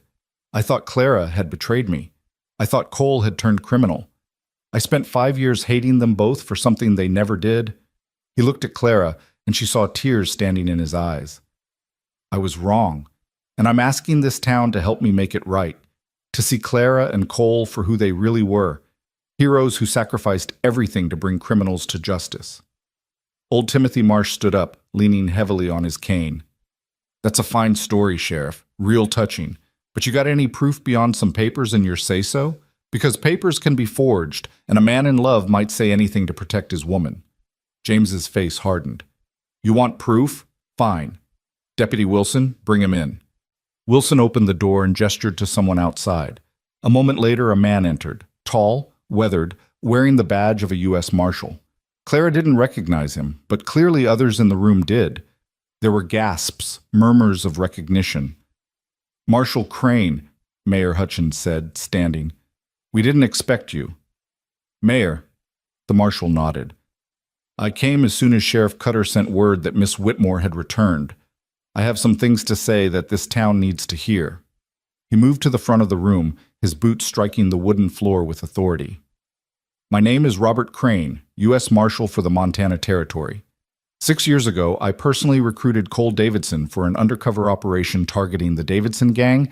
Yes, they took his name as a joke, as a way to thumb their noses at law enforcement. Cole spent nearly 2 years embedded with that organization, gathering evidence and intelligence at great personal risk." The marshal's voice carried the weight of absolute truth. Cole Davidson was one of the bravest men I've ever known. He gave up his reputation, his safety, and ultimately his life to protect this community. And Clara Whitmore sacrificed just as much. She could have stayed safe, could have married Sheriff Cutter, and lived a normal life. Instead, she chose to protect the man she loved and the operation that was keeping this town safe. "Why should we believe you?" Mrs. Henderson's voice was quieter now, but still skeptical. "You're a lawman. You could be covering for them." Marshal Crane reached into his coat and pulled out a small book, bound in leather and worn from use. "This is Cole Davidson's journal. He kept it during his time undercover, documenting everything, every meeting with the gang, every crime they planned, every piece of intelligence he gathered. Miss Whitmore gave it to me yesterday evening, along with other evidence she'd been safeguarding." He opened the journal and read, "March 15th, 1870. The gang is planning to hit the Henderson Ranch. They want to burn the barn as a distraction while they rob the stage. I've sent word to James, but I have to be there when it happens to maintain my cover. God forgive me for what I have to let happen. I'll do everything I can to minimize the damage, but people may get hurt, and it will be my fault for not stopping it sooner." The marshal looked up. "Mrs. Henderson, your husband nearly died that night, but he would have died if Cole hadn't pulled him from the fire. 3 witnesses saw Cole drag your husband to safety, then try to fight the flames until the gang forced him to leave. He saved your husband's life, ma'am, and you've spent 5 years hating him for it." Mrs. Henderson's face crumpled. Her husband put his arm around her as she began to cry. Marshal Crane continued reading from the journal, entry after entry detailing Cole's struggle to maintain his cover while trying to protect innocent people. The room listened in stunned silence as the truth unfolded, undeniable and heartbreaking. "The night of the bank robbery," the marshal said, "Cole wrote this. Tomorrow we end this. Tomorrow the gang hits the bank, and James will be waiting. Tomorrow I can finally stop pretending, can finally help Clara marry the man she loves. Tomorrow we can all stop living this lie. But I'm afraid something will go wrong, afraid I've led Clara and James into danger they can't escape. If something happens to me, I pray they find happiness together. They deserve that much after all they've sacrificed." The marshal closed the journal. Something did go wrong. Deputy Harris died, and Cole was wounded, a wound that eventually killed him 5 years later. But even then, even dying, Cole's last thoughts were of making sure the truth came out, that Clara could come home, that she and Sheriff Cutter could have the life they'd earned. Clara felt tears streaming down her face. Hearing Cole's words, his fears and hopes laid bare, was almost more than she could bear. James's hand found hers, squeezing tight. "This town owes Cole Davidson an apology," Marshal Crane said, his voice stern, "and it owes Clara Whitmore the same. These 2 people gave up everything, reputation, home, future, to keep you safe. And you repaid them with hatred and judgment." Mayor Hutchins stood slowly. "Marshal, Sheriff, Miss Whitmore, I think I speak for everyone here when I say we're overwhelmed. This is a lot to take in." "It is," James agreed, "but it's the truth. Every word of it." Reverend Patterson rose and walked to Clara. She tensed, unsure what to expect, but the Reverend simply took her hands in his. "My dear child," he said softly, "I am so very sorry. We all are. Can you ever forgive us?" The question hung in the air. Clara looked out at the sea of faces, some ashamed, some still uncertain, some openly crying. These were her people, her community. They'd turned on her based on appearances, had judged her without knowing the full story. But they'd also been victims of deception, caught up in something they couldn't have understood. "There's nothing to forgive," she said, her voice thick with emotion. You believed what you saw. You believed what made sense based on the information you had. I don't blame you for that. I only ask that now, knowing the truth, you let me come home. Let Cole's sacrifice mean something. Let him be remembered as the hero he was. Here! Here! Someone called out. Others took up the cry. Soon the whole room was filled with voices agreeing, affirming, accepting. Old Timothy Marsh struggled to his feet again. I got something to say. The room quieted. I knew Cole Davidson since he was a boy. Watched him grow up, saw him become a deputy. And I never once saw him do a dishonest thing until the night of that robbery. It never sat right with me, him turning bad so sudden. But I believed it because everyone else did, because it was easier than questioning. He looked at Clara. I'm ashamed of that. Ashamed I didn't trust what I knew of his character. Miss Whitmore, I hope you can forgive an old fool. I already have, Mr. Marsh, Clara said. Others began to stand, offering apologies, expressing regret. Mrs. Henderson came forward, her face blotchy from crying. I'm so sorry, she whispered to Clara. I'm so sorry. He saved my husband, and I've spent 5 years cursing his name. Clara embraced her, feeling the woman's body shake with sobs. He would have forgiven you, she said. He understood why people believed what they did. He never blamed anyone but the gang and the circumstances. The dam had broken. People pressed forward, wanting to apologize, to welcome Clara home, to express their shame and regret. James stayed close, his hand never leaving hers, anchoring her as the tide of emotion threatened to overwhelm them both. Mayor Hutchins called for order. Friends, I think we can all agree that a great injustice has been done, not by us knowingly, but an injustice nonetheless. I propose we take action to make amends. First, we should erect a monument to Cole Davidson in the town square, honoring his service and sacrifice. Second, we should publicly clear Clara Whitmore's name and welcome her back to our community with open arms. Third, we should establish a fund to help Miss Whitmore rebuild her life here, to compensate in some small way for all she's lost. I don't need compensation, Clara said quickly. I just need to be home. Nevertheless, the mayor insisted, it's the right thing to do. All in favor? A chorus of ayes filled the room. Then it's settled. Mayor Hutchins smiled. Welcome home, Miss Whitmore. We're grateful to have you back. The meeting dissolved into smaller conversations, people clustering in groups to discuss everything they'd learned. James guided Clara toward the door, clearly eager to escape the crush of bodies and emotion. They were almost outside when a voice stopped them. Sheriff Cutter, Miss Whitmore. A moment, please. They turned to find Marshal Crane approaching, Cole's journal still in his hand. I wanted to give you this, he said to Clara, holding out the journal.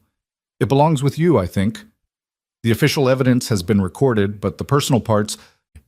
Clara clutched the journal to her chest, feeling the weight of it, the history contained in its pages.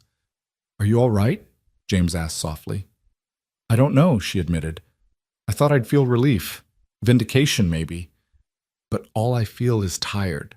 So incredibly tired. Then let's go home. Let's leave all this behind for a while and just be. They stepped out into the spring sunshine. The street was quieter now, peaceful. A few people nodded to them as they passed, respect and apology in their eyes. The town that had rejected Clara was slowly, tentatively opening its arms to welcome her back. They walked in silence until they reached the house by the creek. The broken window had been boarded up. Deputy Wilson's doing, probably. Inside, everything was as they'd left it, quiet and waiting. James closed the door and pulled Clara into his arms. She went willingly, burying her face in his chest, letting the tears finally come. All the fear, all the tension, all the years of holding herself together while the world thought the worst of her, it all came pouring out. I've got you, James murmured, holding her tight. I've got you, and I'm never letting go. They stood like that for a long time, healing in each other's arms. Outside, Redemption Creek sang its eternal song. Above, the sun climbed higher in a brilliant blue sky. And in the little house where their dreams had once died, those dreams were slowly, carefully coming back to life. When Clara's tears finally subsided, she pulled back and wiped her eyes. "I should read it," she said, holding up the journal. "I should know what he wrote, what he was thinking all those years." "Are you sure? It might be painful." "I need to know. I need to understand what he went through, what he sacrificed." She moved to the settee and sat down, opening the journal with careful hands. James sat beside her, close enough to offer comfort, but giving her space to process. Clara began to read, her eyes scanning Cole's familiar handwriting. The first entries were matter-of-fact, documenting his initial contact with the gang, his strategies for gaining their trust. But as the months wore on, the entries became more personal, more anguished. "Listen to this," Clara said, her voice barely above a whisper. "It's from December 1869, 3 months before the wedding." He writes, "Saw Clara and James together today. They were looking at the house by the creek, planning where to put furniture, what color to paint the walls. The happiness on their faces was like sunlight, and I'm the shadow that's going to steal it all away. I know it's necessary. I know we're doing the right thing. But God, it hurts to know what's coming, to know the pain they'll both suffer because of choices I've made." James closed his eyes. He knew. Even then, he knew what it would cost. Clara turned the pages, reading silently until another passage caught her attention. "This is from the week before the wedding." He says, "I've tried to find another way. I've lain awake every night searching for a solution that doesn't require Clara to sacrifice everything. But there isn't one. The gang is suspicious, watching everything. If Clara marries James as planned, they'll know I betrayed them. They'll kill me, they'll kill James, they might even hurt Clara. So tomorrow I have to ask her to do the impossible. I have to ask her to run away with me, to let everyone think she chose me over James, to destroy her reputation and break the heart of the man she loves.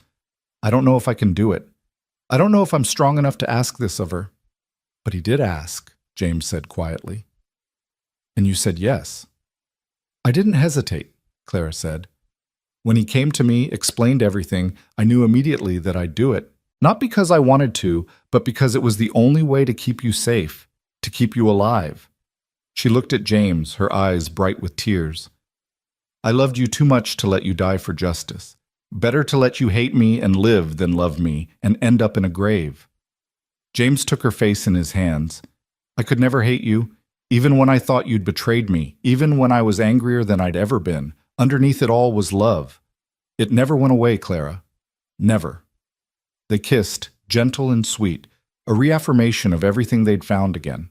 When they parted, Clara returned to the journal, reading passage after passage that detailed Cole's inner struggle, his guilt over the deception, his hope that someday the truth would come out. She found an entry from the night of the bank robbery, written in shaky handwriting that spoke of Cole's pain and fear. "It's done. Harris is dead, killed by a bullet that was meant for me. The gang scattered, and I'm running with Clara, trying to stay alive long enough to see this through. But I'm wounded worse than I've let on. The bullet hit something vital. I can feel it every time I breathe. I don't know how long I have, but I'll use whatever time remains to keep Clara safe, to make sure she can go home eventually. It's the least I can do after everything she's sacrificed."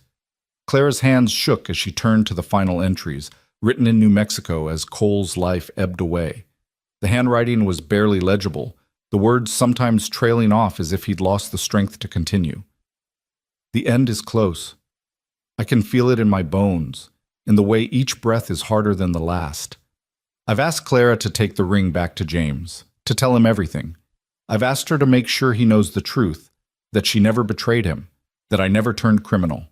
It's all I have left to give them, the truth, and the hope that they can build the life I destroyed. If you're reading this, James, if Clara managed to get this to you, then please forgive her, forgive me, and for God's sake marry her properly this time. Love her the way she deserves to be loved. Name a son after me so I can live on in some small way. And be happy. Be happy for all three of us, because at least then this sacrifice will have meant something." Clara closed the journal, unable to continue. Tears streamed down her face, and James pulled her close, his own eyes wet. They held each other while the afternoon light slanted through the windows, while the creek murmured its timeless song, while Cole's words settled over them like a benediction. "We'll honor his requests," James said finally. "All of them. We'll marry properly, with the whole town watching. We'll name our first son Cole. And we'll be happy, Clara. will be so damn happy that his sacrifice won't have been in vain. I want that, Clara whispered. I want it so much, but I'm afraid, James. Afraid that after everything, we won't know how. That the weight of the past will be too heavy to carry into the future. Then we'll learn together. We'll take it one day at a time, one moment at a time.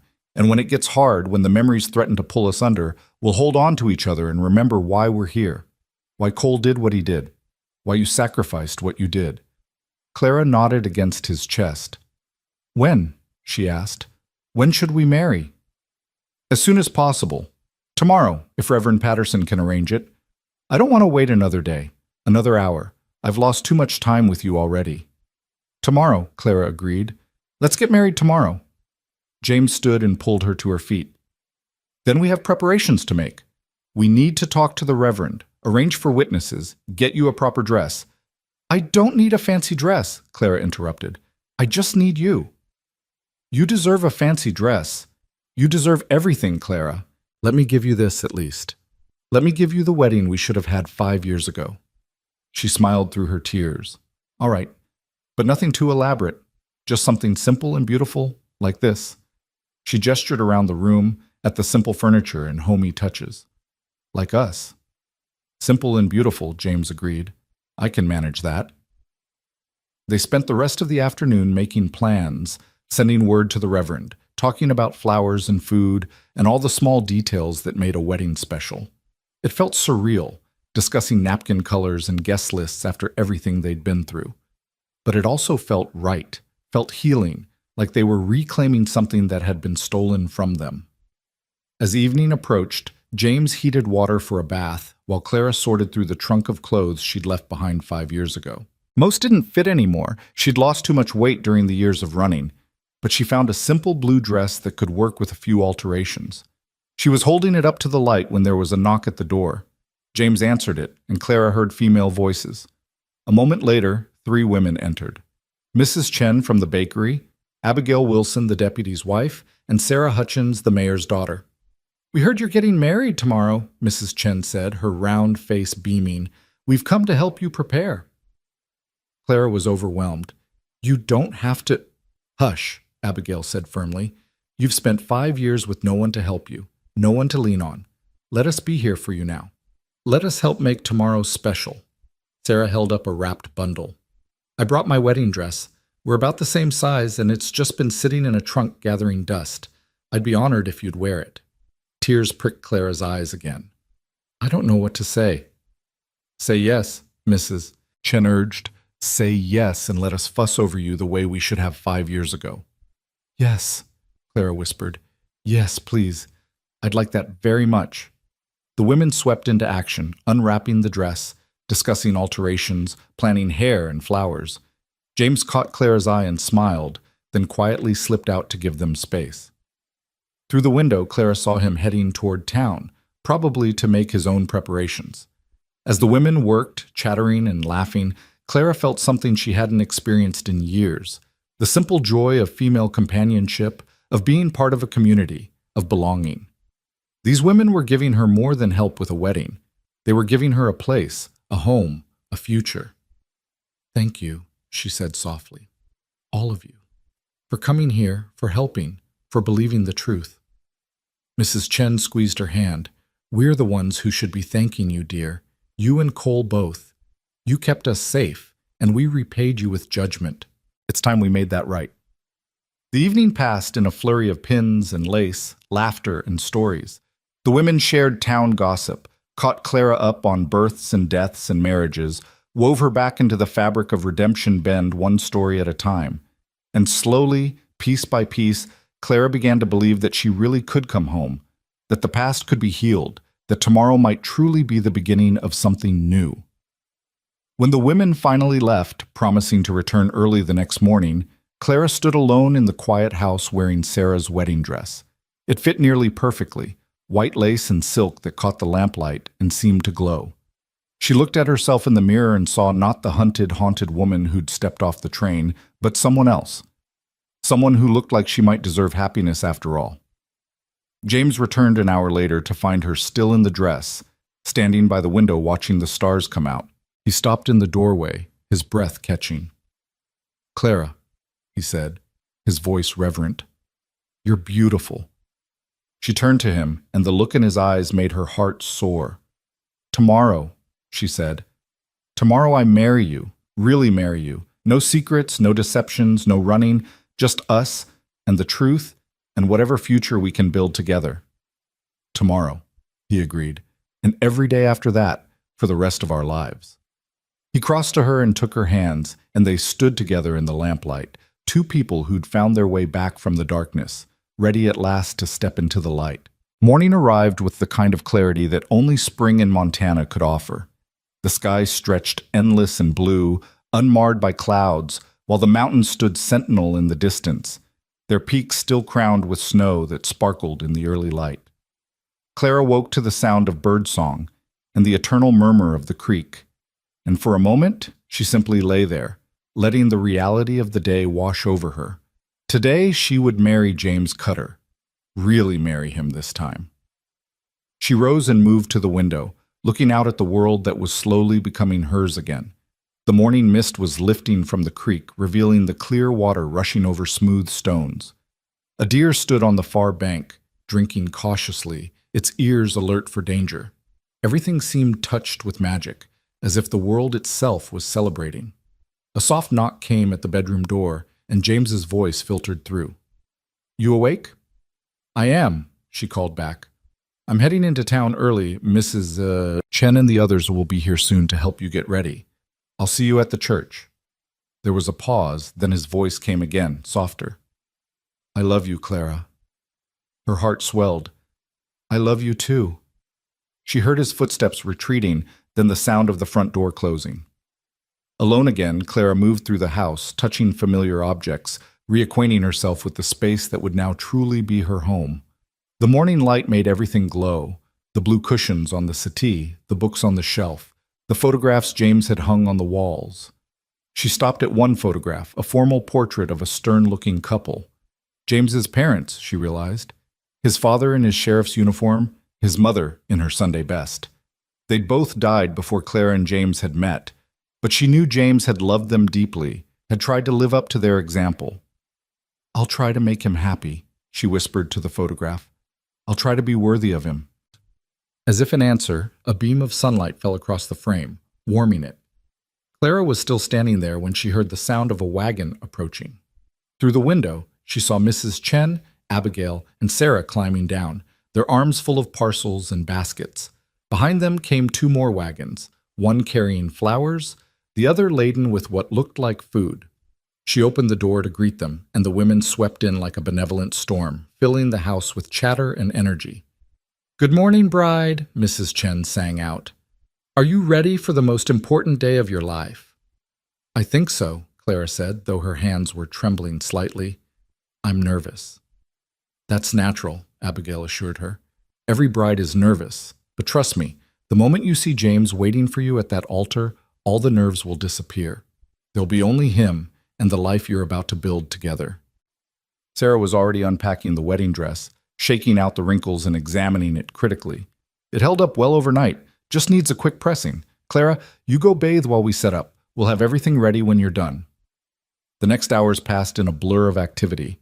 Clara bathed in water scented with lavender, dried her hair by the fire while the women chatted and worked around her.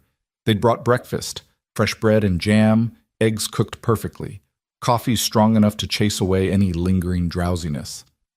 Clara ate mechanically, tasting nothing, her mind already at the church where James was waiting. When it came time to dress, the women helped her into layers of undergarments, a chemise, a corset that they laced with gentle hands, petticoats that rustled as she moved. Then came the dress itself, slipping over her head in a waterfall of white silk and lace. Sarah fastened the buttons up the back, her fingers quick and sure. "There," she said, stepping back. "Look at yourself." Clara turned to the mirror and gasped. The woman looking back at her was transformed. The dress fit perfectly, emphasizing her small waist, the lace sleeves delicate against her skin. Her dark hair had been arranged in soft curls, pinned up with small white flowers. Her face, though still showing signs of the hardship she'd endured, glowed with something that might have been hope. "You're beautiful," Abigail breathed. Absolutely beautiful. Mrs. Chen pressed a handkerchief into Clara's hand. For happy tears, she said with a knowing smile. There was a knock at the door, and Mayor Hutchins entered, his face breaking into a wide smile when he saw Clara. Miss Whitmore, or should I say, soon to be Mrs. Cutter, you look radiant. The wagon is ready whenever you are. Clara took a deep breath, steadying herself. This was real. This was happening. After 5 years of waiting, of hoping, of holding on to a love that everyone said was dead, she was finally going to marry the man who'd held her heart since the first moment she'd seen him. I'm ready, she said. The women gathered around her, making final adjustments, offering last words of encouragement. Then Mrs. Chen handed her a bouquet, wildflowers mixed with roses, tied with a white ribbon. These are from James, she said. He picked them himself this morning. Clara brought the flowers to her face, breathing in their sweet scent. Of course James had picked them himself. He'd always been that way, thoughtful in small gestures, showing his love in quiet actions rather than grand pronouncements. Mayor Hutchins offered his arm. Shall we? They processed out to the wagon, which had been decorated with ribbons and more flowers. The women climbed in beside Clara, arranging her dress carefully so it wouldn't wrinkle.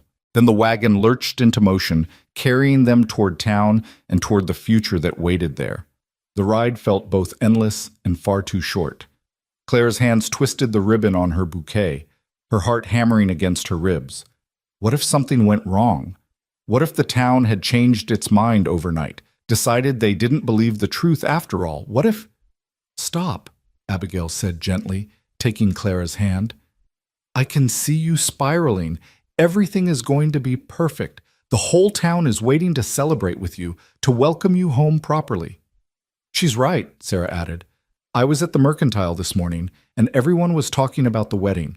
They're happy for you, Clara. Truly happy.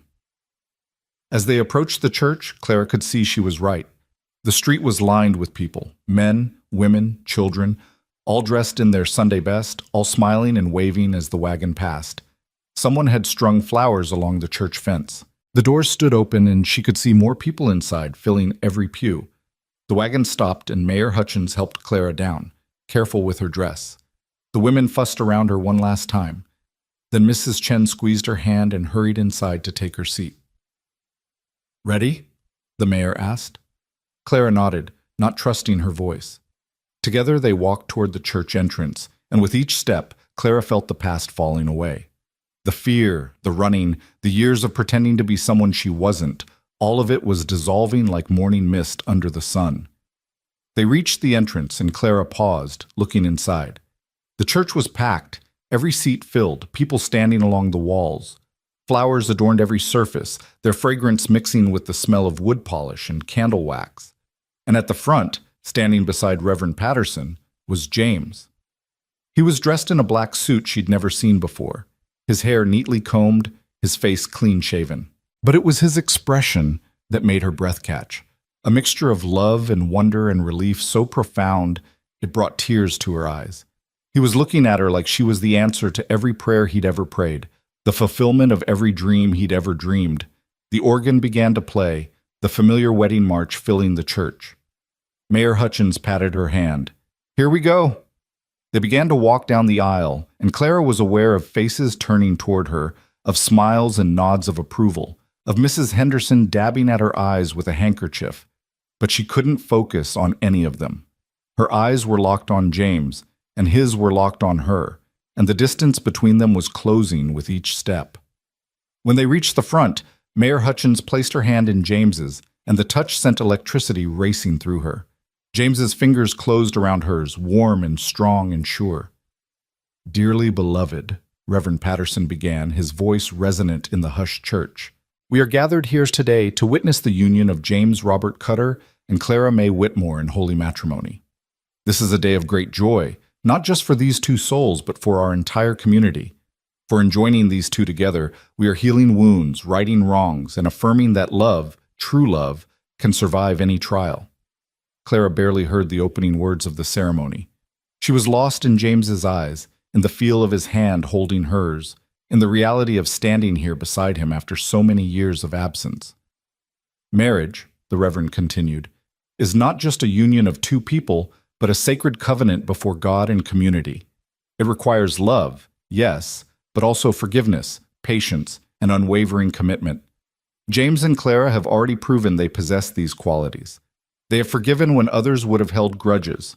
They have been patient when others would have given up. And their commitment to each other has survived distance, deception, and doubt. He looked at the congregation. Let their example remind us all that love is not just a feeling, but a choice to stand by someone even when it's hard, to believe in them even when the world says otherwise, to hold on to hope even when it seems foolish to do so. Clara felt tears sliding down her cheeks, but she didn't wipe them away. These were the happy tears Mrs. Chen had predicted, tears of release and relief and overwhelming joy.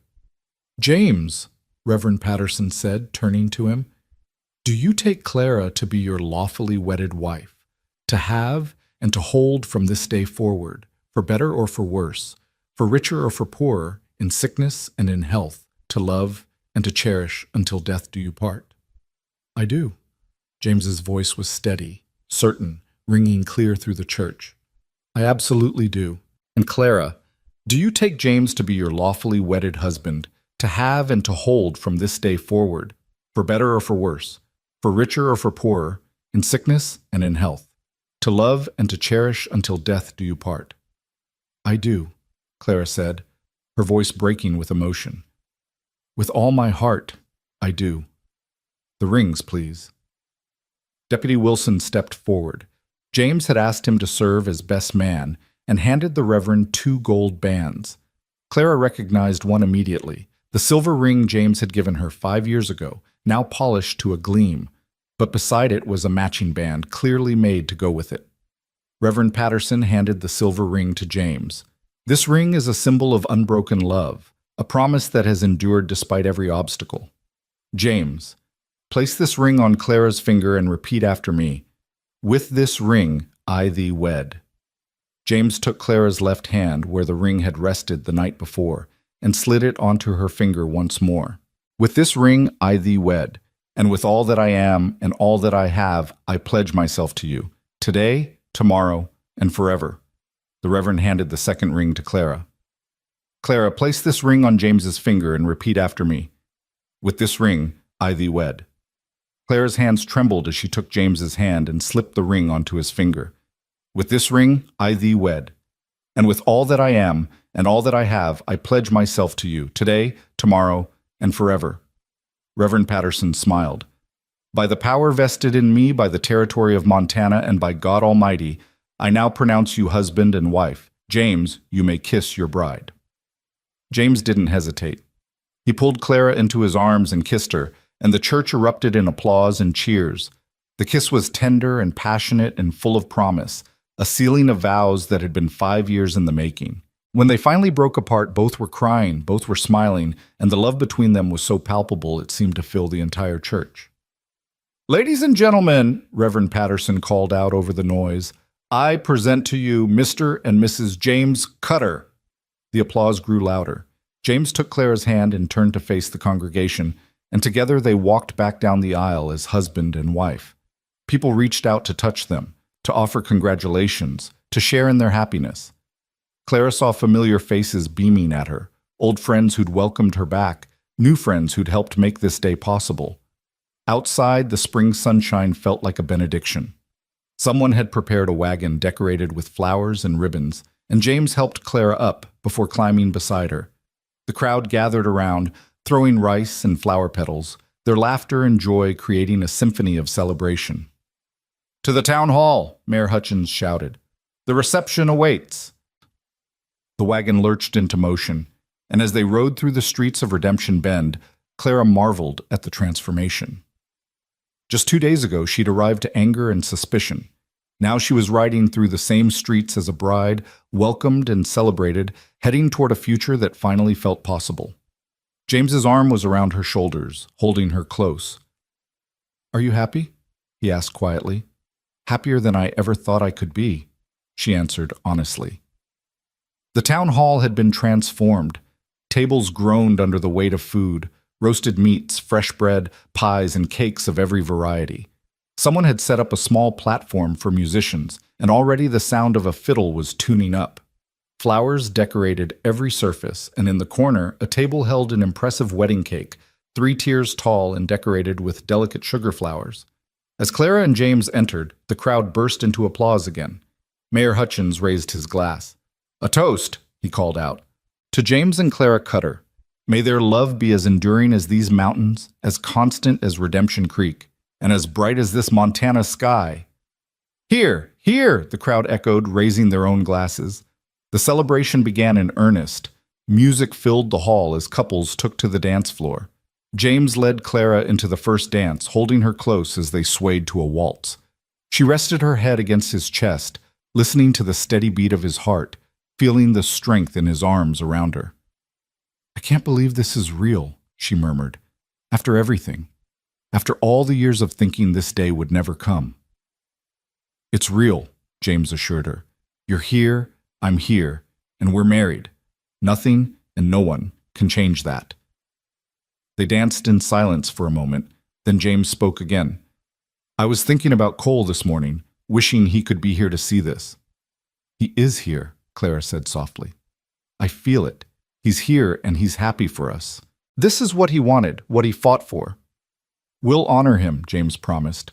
"The monument, the child we'll name after him, we'll make sure his sacrifice is never forgotten." The dance ended, and others came to claim them. Mayor Hutchins wanting to dance with the bride, Mrs. Chen insisting James dance with her daughter. Clara found herself passed from partner to partner, each offering congratulations and welcome.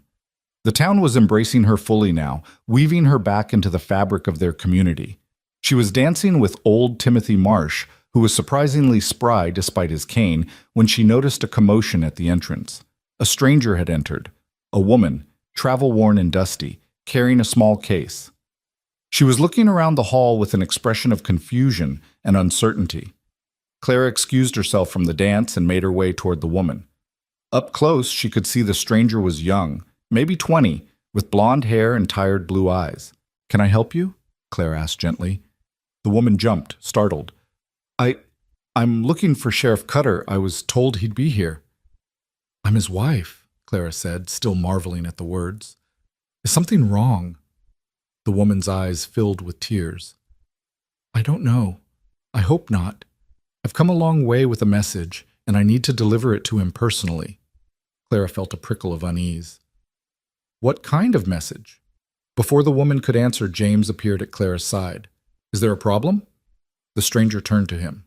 "Sheriff Cutter, I'm Emma Davidson. I'm Cole Davidson's sister." The world seemed to tilt. Clara felt James's hand find hers, gripping tight. Cole had never mentioned a sister, had never spoken of any family beyond his parents, who died when he was young. "His sister," James repeated carefully. "We didn't know Cole had a sister." "We've been estranged for years," Emma said. "Our father disapproved of Cole's choice to become a lawman, and when I sided with father, Cole and I stopped speaking. I didn't even know he'd gone undercover, didn't know about any of it until a few weeks ago." "How did you find out?" Clara asked. Emma reached into her case and pulled out a letter. "This arrived at my home in San Francisco. It's from a lawyer in New Mexico, a man named Gerald Sutton. He wrote to inform me of Cole's death and to tell me that Cole had left something for me, something he wanted me to deliver to you." She held out the letter, and James took it, his hands shaking slightly. Clara read over his shoulder, her heart pounding. The letter was brief, formal, explaining that Cole Davidson had died in Santa Rosa, New Mexico, and had left specific instructions for his effects to be delivered to his sister, who was then to bring them to Sheriff James Cutter in Redemption Bend, Montana. "What did he leave?" James asked, his voice rough. Emma reached into her case again and pulled out a sealed envelope, yellowed with age. "This. The lawyer said Cole had been keeping it since before he went undercover. He said it was insurance, proof of something important. He wanted you to have it, Sheriff, you and your wife." James took the envelope with trembling hands.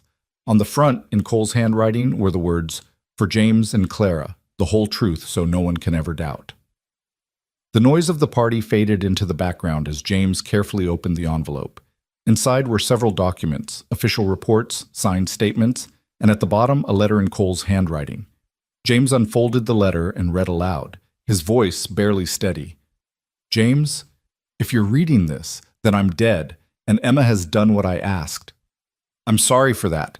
Sorry to burden her with this task. Sorry that my death has brought you pain. But I need you to have these documents. They're proof of everything. My recruitment by the marshal's office, my undercover work, the intelligence I gathered. But more than that, they're proof of Clara's innocence. He paused, swallowing hard, then continued.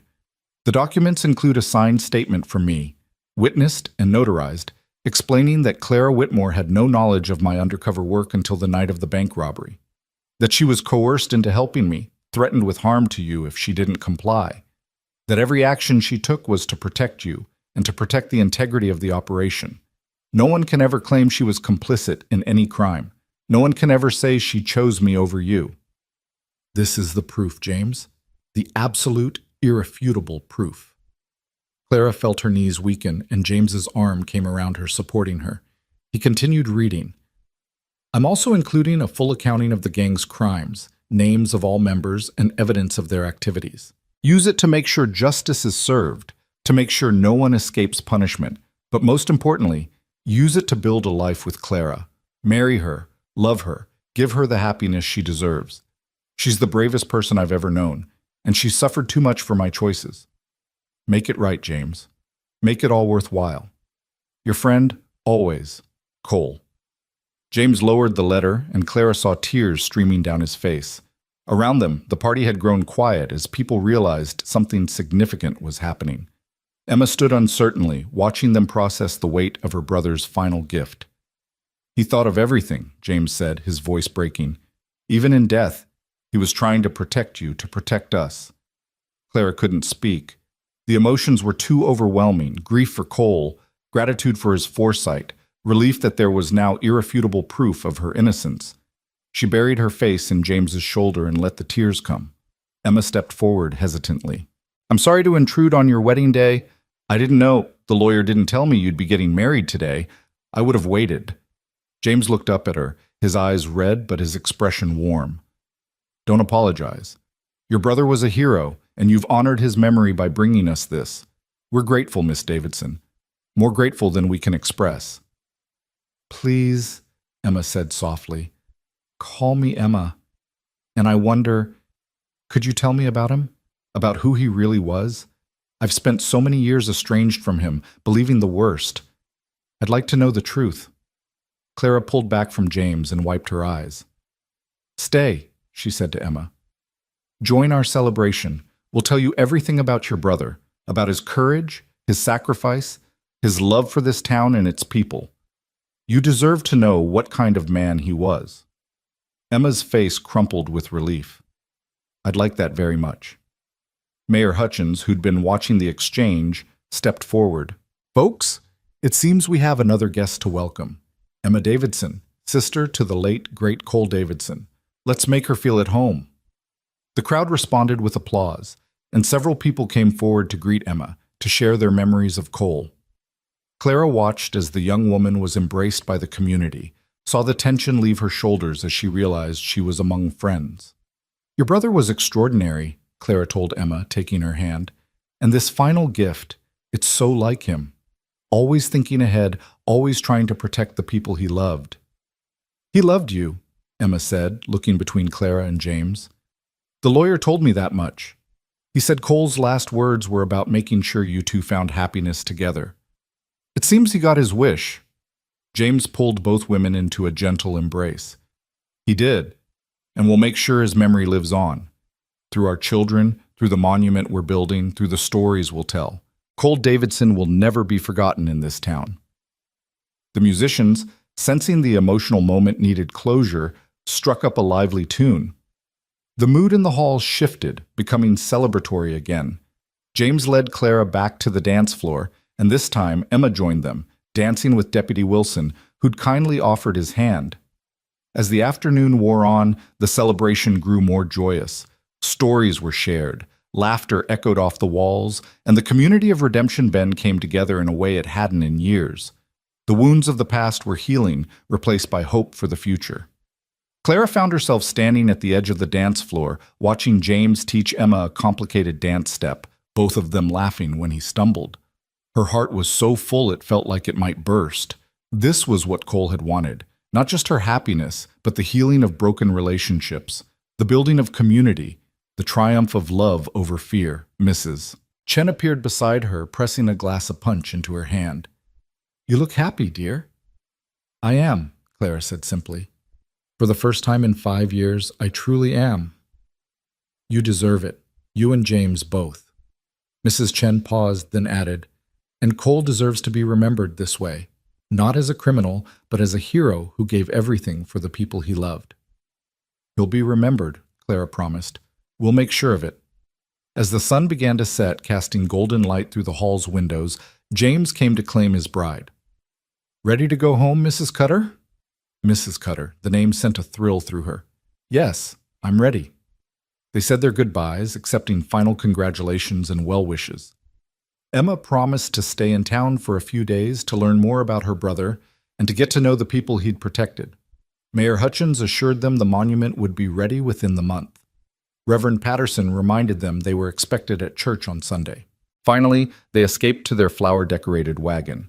Someone had tied tin cans to the back, which rattled and clanged as they pulled away, announcing their departure to anyone who might have missed it. The crowd followed them into the street, waving and cheering, until the wagon turned the corner and the noise faded behind them. The ride to the house by the creek was quiet, peaceful. The evening air was cool and sweet, carrying the scent of pine from the mountains. James drove with one hand, the other holding Clara's, their fingers intertwined. "What are you thinking?" Clara asked. "That I'm the luckiest man alive," James said. "That I have you, that we have our whole future ahead of us, that Cole's sacrifice wasn't in vain." He paused. "And that I'm going to spend every day of the rest of my life making sure you never regret coming back." "I could never regret it," Clara said. "This is where I belong. With you, in this town, building the life we always dreamed of." They reached the house as the last light was fading from the sky. James helped Clara down, then swept her into his arms, carrying her across the threshold. She laughed, wrapping her arms around his neck, feeling lighter than she had in years. Inside, the house was quiet and welcoming. Someone, probably the women who'd helped prepare for the wedding, had lit lamps and left fresh flowers in every room. On the table was a basket covered with a cloth, and when Clara peeked inside, she found bread, cheese, cold chicken, and a bottle of wine. "They thought of everything," she marveled. "They love you," James said simply. "They want you to be happy." He set her down gently, and they stood in the middle of the room, husband and wife, the future stretching before them like an unwritten book. "So," Clara said, suddenly shy, "what now?" James smiled, that slow, warm smile that had first made her fall in love with him. "Now we start our life together. Really start it, without shadows or secrets or fear." He took her hand and led her to the window that overlooked the creek. The water sparkled in the starlight, its song a constant reminder of the passage of time, the persistence of beauty, the promise of continuity. "I love you, Clara Cutter," James said, turning her to face him. "I've loved you since the moment I first saw you. I loved you through 5 years of thinking I'd lost you, and I'll love you through whatever comes next, the good, the bad, and everything in between." "I love you too," Clara whispered. "Always have, always will." They kissed, sealing their vows once more, this time in the privacy of their home, with only the stars and the creek as witnesses. And in that kiss was everything: forgiveness and hope, grief and joy, the past acknowledged and the future embraced. When they finally parted, both were smiling through tears. James brushed a strand of hair from Clara's face, his touch infinitely tender. "Welcome home, my love." "Home," Clara repeated, tasting the word, savoring it. "Yes, I'm finally home." Outside, the creek sang its eternal song. Above, the stars wheeled in their ancient dance, and inside the little house where dreams had once died, those dreams were blooming anew, stronger and more beautiful for having survived the darkness. The first weeks of marriage unfolded like a dream Clara kept expecting to wake from. Each morning, she'd open her eyes to find James beside her, his breathing steady and peaceful. And she'd have to remind herself that this was real, that she was truly home, that the running was over. The house by the creek became their sanctuary, a place where the outside world's demands could be held at bay, at least for a little while. James had taken a few days away from his duties as sheriff, asking Deputy Wilson to handle things while he and Clara settled into their new life together. They spent those days learning each other again, discovering how 5 years had changed them both, finding new rhythms and routines that fit who they'd become rather than who they'd been. On the 4th morning of their marriage, Clara woke to find James's side of the bed empty. Sunlight streamed through the window, later than she usually rose, and she could hear sounds from the kitchen, the clatter of pans, the pump of water. She smiled, wrapped herself in a robe, and padded barefoot into the main room. James stood at the stove, his shirt sleeves rolled up, hair still disheveled from sleep, attempting to manage what appeared to be eggs and bacon. The bacon was smoking slightly, and he was frowning at it with the same intense concentration he probably used when tracking outlaws. "Need help?" Clara asked, leaning against the doorframe. He turned, his face breaking into a smile. "I was trying to surprise you with breakfast in bed. Apparently, I'm better at catching criminals than cooking eggs." Clara crossed to him and took the spatula from his hand. "Let me. You pour the coffee." They worked in comfortable silence, moving around each other with an ease that felt both new and ancient. When the food was ready, they sat at the table together, their knees touching beneath it, sharing a meal in the golden morning light. "I need to go back to the office today," James said, spreading jam on toast. "There's work piling up, and Wilson's been handling everything alone. But I don't like leaving you." "I'll be fine," Clara assured him. "I'm thinking of visiting Emma. She's still staying at the boarding house, and I promised to tell her more about Cole." James nodded. "She seems like a good woman. It's a shame she and Cole were estranged for so long." "Family can be complicated," Clara said. "But at least she's here now. At least she knows the truth about her brother." After breakfast, James prepared for work while Clara tidied the kitchen. She watched him strap on his gun belt, don his badge, transform from her husband into Sheriff Cutter. It was a strange duality, this man who held her so tenderly in the darkness and faced down dangerous men in the daylight. He paused at the door, turning back to her. "Lock up when I'm gone. And if anyone gives you trouble, I'll send for you immediately," Clara promised, having heard this instruction every morning since their wedding. "Go on. The town needs its sheriff." He kissed her, long and thorough, then reluctantly pulled away. "I'll be home for supper. Maybe we can take a walk by the creek after." "I'd like that." She watched him ride away, then set about preparing herself for the day. She dressed carefully, choosing a simple green dress that had belonged to her mother, one of the few possessions she'd managed to keep through all the running. Looking at herself in the mirror, she saw a woman who was beginning to look healthy again, the gauntness fading from her cheeks, a light returning to her eyes. The walk to town was pleasant, the spring air warm but not yet carrying the brutal heat of summer. Wildflowers dotted the grassland, and in the distance the mountains stood eternal and beautiful. Clara found herself breathing deeply, filling her lungs with the clean air, feeling truly alive for the first time in years. Main Street was busy with the ordinary commerce of a weekday morning. The mercantile was open, farmers were bringing goods to sell, children were playing in the street. People nodded to her as she passed, some still with a hint of uncertainty, others with genuine warmth. The transformation wasn't complete, but it was happening. She found Emma at the boarding house, sitting on the porch with a cup of tea and a book. The younger woman looked up and smiled, gesturing to the empty chair beside her. "Good morning, Clara. I was hoping you'd come by." Clara settled into the chair, accepting the tea that Emma poured from a pot on the small table between them. "How are you finding Redemption Bend?" "It's lovely," Emma said. "Quieter than San Francisco, but there's something peaceful about it. I can see why Cole chose to make his life here." They sat in companionable silence for a moment, sipping their tea. Then Emma set down her cup and turned to Clara with an earnest expression. "Tell me about him," she said. "Tell me what he was like before everything happened. I have memories from when we were children, but I want to know who he became." Clara considered where to begin. "He was one of the kindest men I ever knew. When I first came to Redemption Bend, I was alone. My parents had died and I had no family. Cole was the first person to welcome me, to make sure I felt like I belonged. He introduced me to people, helped me find work, looked after me like a brother would." "He always had a protective streak," Emma said softly.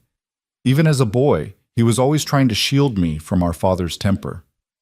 That's how he was with everyone, Claire continued, especially after he became a deputy.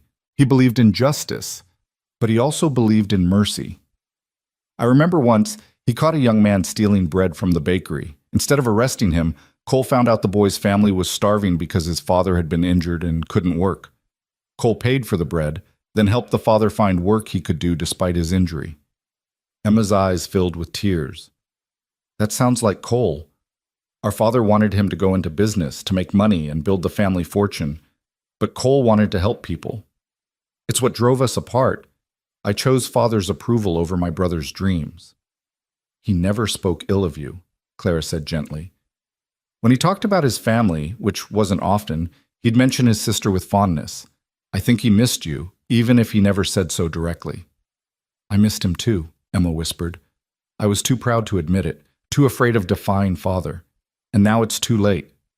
I can never tell him I was wrong, that I should have stood by him. Clara reached over and took Emma's hand. He knew. I'm certain of it. Cole understood people, understood their struggles and fears.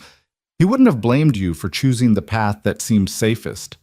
They talked for hours, Clara sharing stories of Cole's life in Redemption Bend, his friendship with James, his dedication to his work, his quiet acts of kindness that had made him beloved in the community. Emma listened hungrily, storing away each detail like a precious gem, building a picture of the brother she'd lost.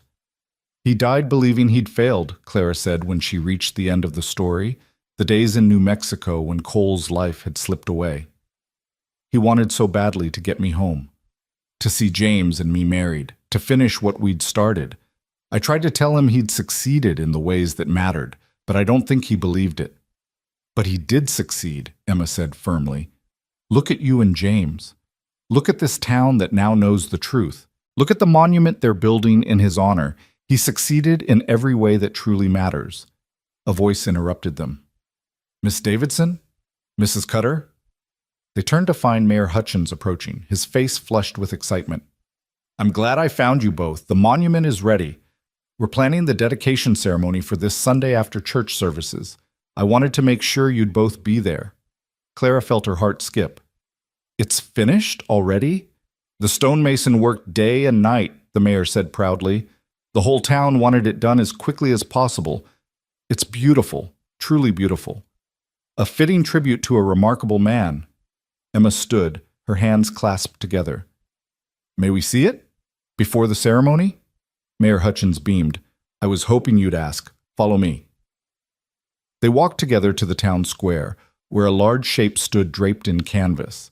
A small crowd had already gathered, curious about the covered monument. The mayor shooed them back, insisting that Emma and Clara should have the first viewing. Ready?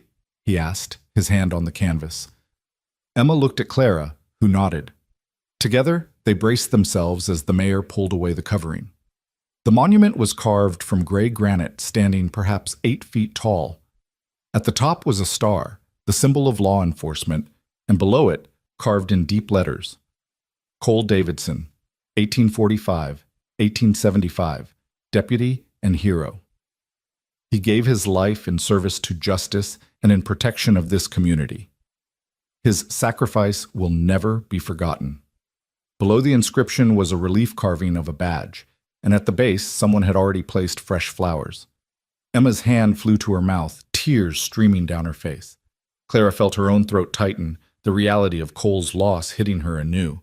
This stone would stand long after they were all gone, a permanent reminder of the man who'd given everything. It's perfect, Emma managed to say. Thank you. Thank you so much. The mayor looked pleased and a bit emotional himself. The town raised the money in just 3 days.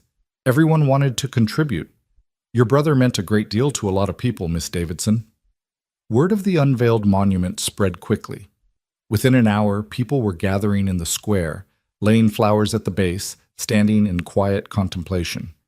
Clara and Emma stayed, watching as the community came to pay their respects to a man many had wrongly condemned just weeks before. Old Timothy Marsh approached, leaning heavily on his cane. He stood before the monument for a long moment, then turned to Emma. Your brother once saved my grandson from drowning in the creek.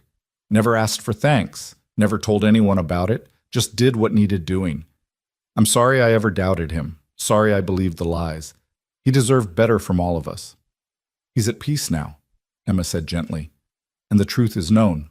That's what matters. As the afternoon wore on, Clara excused herself, leaving Emma surrounded by townspeople eager to share their memories of Cole.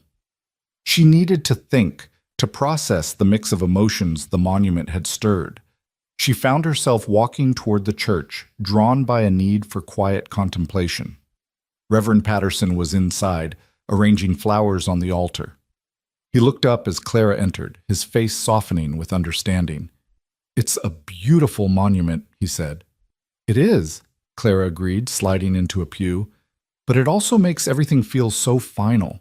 As long as Cole existed only in memory, in stories, there was a sense that he might somehow still be alive somewhere.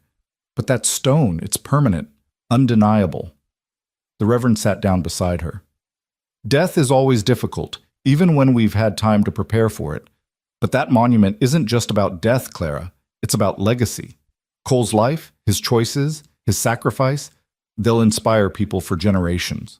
Children not yet born will read his name and learn about courage and selflessness." "I hope so," Clara said. "I hope his death meant something beyond just bringing James and me back together." "It did. It already has." The Reverend gestured broadly. "Look at this community. Before the truth came out, we were divided, suspicious, quick to judge. Cole's story has reminded us of the danger of jumping to conclusions, of the importance of seeking truth even when it's uncomfortable. That's a powerful lesson, one this town needed to learn." Clara sat with those words, finding comfort in them. The Reverend was right. Cole's sacrifice had created ripples that extended far beyond her personal happiness. "Reverend," she said after a moment, "I want to do something. I want to honor Cole in a way that's active, that keeps helping people. I've been thinking about starting a fund for families who fall on hard times, like that boy Cole helped who was stealing bread. Something that continues his work of protecting and helping the vulnerable." Reverend Patterson smiled. "That's a wonderful idea. I think the town would embrace it wholeheartedly. We could call it the Davidson Memorial Fund. Would you help me organize it? Help me make sure the money goes where it's truly needed?" "It would be my honor." They talked for another hour, planning the details, discussing how to present the idea to the community. By the time Clara left the church, she felt lighter, purposeful. She had a way to channel her grief into something constructive, something Cole would have approved of. She was walking home when she saw James riding toward her, still in his sheriff's uniform. He dismounted when he reached her, concern written on his face. "I heard about the monument. Are you all right?" "I am," she said, and meant it. It was emotional, but it was also right. And I've been thinking about how to honor Cole's memory in an ongoing way. She explained her idea for the fund as they walked together, leading his horse. James listened intently, nodding his approval. "Cole would love that," he said. "He always cared more about people than recognition or glory. This would be exactly the kind of legacy he'd want." They reached the house as the sun was beginning its descent toward the mountains. James tended to his horse while Clara started preparing supper, falling into a domestic routine that felt both novel and completely natural. Over dinner, James shared news from town. Emma's planning to stay in Redemption Bend permanently. She talked to Mayor Hutchins about buying property, maybe opening a shop of some kind. Clara smiled. "I'm glad. I think she needs this connection to her brother, needs to be part of the community he protected." "There's something else," James said, his tone shifting to something more serious. "I got a telegram from the territorial governor. He wants to award you and Cole posthumously with commendations for your service in bringing down the gang. There's going to be an official ceremony in Helena next month." Clara set down her fork. "I don't need recognition, James. What we did, what Cole did, wasn't for glory. I know that, but the territory needs to acknowledge what happened, to set the record straight officially. And Clara, there will be compensation. The territorial government is offering restitution for the years you spent in hiding, for the hardship and sacrifice." "I don't want their money," Clara said firmly.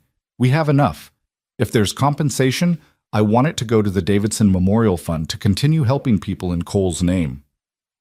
James reached across the table and took her hand. "That's exactly what I told the governor you'd say. He's already agreed to it. The fund will be substantial, Clara. We can help a lot of people.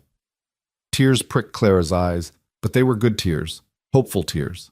Cole would be so pleased. All he ever wanted was to make a difference, to protect people who couldn't protect themselves. That night, as they lay in bed with the window open to catch the cool evening breeze, James pulled Clara close. "I've been thinking about the future," he said, "about what we want our life to look like." "And what do you want?" Clara asked, tracing patterns on his chest. "I want children," he said quietly. "I want to fill this house with laughter and noise and the sound of little feet running. I want to teach our son, our Cole, about the man he's named for. I want to watch our children grow up safe and happy, knowing they're loved." Clara felt warmth spread through her chest. "I want that too. I've wanted it for so long, even when I thought it was impossible." "It's not impossible anymore," James said, rolling to face her. "Everything we dreamed about 5 years ago, it's all possible now. We just have to reach out and take it." They made love slowly, tenderly, as the creek sang its eternal song beyond the window. And in the joining of their bodies was a promise, a hope for new life, for the future they'd fought so hard to achieve. The following Sunday dawned clear and bright, perfect weather for the monument dedication. The entire town turned out, dressed in their finest, gathering in the square where Cole's monument stood wreathed in flowers. Reverend Patterson led the ceremony, his voice carrying clearly across the assembled crowd. "We gather today to honor a man of exceptional courage and character," he began. "Cole Davidson gave his life in service to this community, and in doing so, he exemplified the highest ideals of sacrifice and dedication. But more than that, he showed us the true meaning of love, love of neighbor, love of justice, love of truth." Emma stood beside Clara and James, her face serene despite the tears on her cheeks. She'd asked to say a few words, and now Reverend Patterson gestured for her to come forward. "I didn't know my brother well in his final years," Emma said, her voice steady and clear. "We were estranged, separated by pride and misunderstanding. But in the weeks since I've come to Redemption Bend, I've learned who Cole truly was. I've heard your stories, seen the impact of his life, understood the magnitude of his sacrifice, and I'm so very proud to have been his sister." She paused, collecting herself. Cole believed in protecting the innocent, in standing up for what's right even when it's difficult. He believed in second chances and in the fundamental goodness of people. These beliefs cost him his life, but they also gave his life meaning and purpose. I hope that this monument will serve not just as a reminder of Cole, but as an inspiration to all of us to live with the same courage and conviction. The crowd erupted in applause. People came forward to shake Emma's hand, to embrace her, to welcome her fully into the community. Clara watched with a full heart, seeing how Cole's sacrifice was creating connections, building bridges, bringing people together. After the ceremony, there was a reception at the church hall. Clara found herself surrounded by women from the town, all eager to talk about the Davidson Memorial Fund. Mrs. Chen had already pledged a substantial amount, and others were following suit. By the end of the afternoon, the fund had grown beyond Clara's wildest expectations. "We're going to do so much good," Abigail Wilson said, her eyes shining.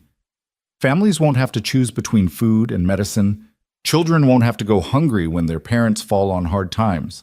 Cole's legacy will live on in real, tangible ways." As the sun began to set, Clara and James walked home together, their hands intertwined.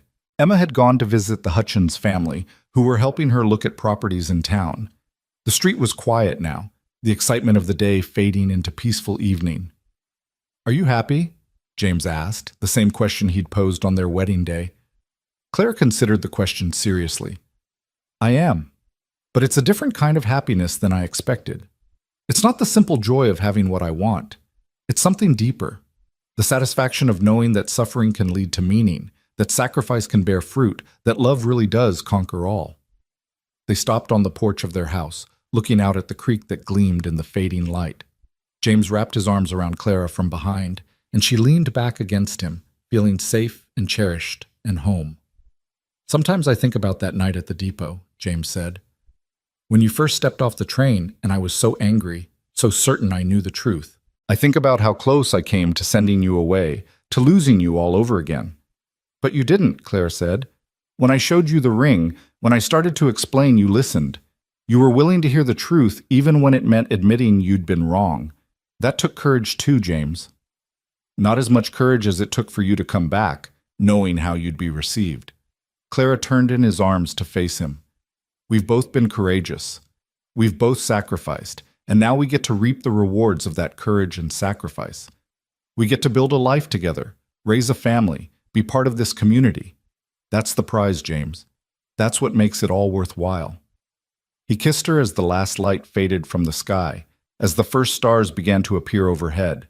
And in that kiss was everything they'd endured, everything they'd overcome, everything they'd become. In the weeks that followed, life settled into a rhythm that felt both ordinary and miraculous. Clara threw herself into organizing the Davidson Memorial Fund, working with Reverend Patterson and a committee of townswomen to establish guidelines and processes. The first family they helped was the Hendersons, whose barn had been burned 5 years before. The fund paid for repairs and improvements, a direct way of acknowledging the injustice they'd suffered. Mrs. Henderson came to Clara's door one afternoon, her face transformed by gratitude and something that looked like peace. I've been carrying anger for so long, she confessed, anger at Cole, at you, at the whole situation.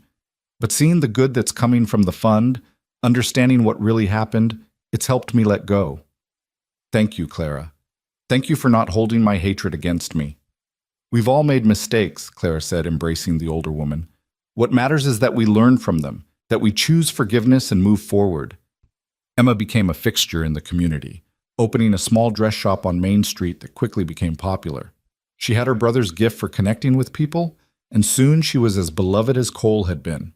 Clara and Emma grew close, their shared grief over Cole creating a bond that deepened into genuine friendship. One evening, about 6 weeks after the wedding, Clara was preparing supper when she felt a wave of dizziness wash over her. She gripped the edge of the counter, breathing deeply, waiting for it to pass. It had been happening for a few days now, these moments of lightheadedness, along with a persistent queasiness in the mornings. She sat down heavily in a chair, her hand going to her stomach. Could it be? It seemed too soon, too perfect, but the signs were there. She counted back the weeks and realized it was possible, more than possible. James came home to find her sitting at the table, her hand still on her stomach, a wondering expression on her face. Clara? What's wrong? She looked up at him, tears streaming down her face, but she was smiling.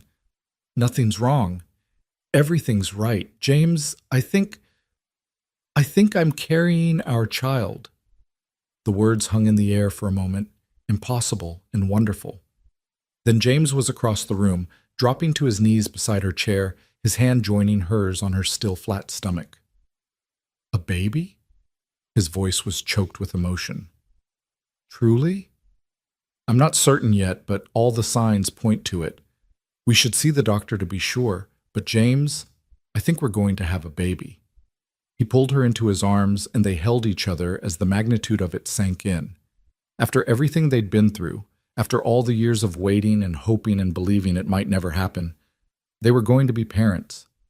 If it's a boy, James said, his voice muffled against her shoulder, we'll name him Cole, just as we promised.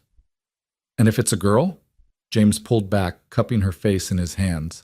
Then we'll name her Hope, because that's what you brought back to me. Hope. Dr. Matthews confirmed the pregnancy a week later. Clara was indeed expecting the baby due in early winter. The news spread through Redemption Bend like wildfire, and suddenly it seemed the whole town was celebrating with them. Gifts began arriving, hand-knitted blankets, carved wooden toys, offers of help and support. Emma was particularly thrilled, declaring herself the future aunt and immediately beginning to sew baby clothes.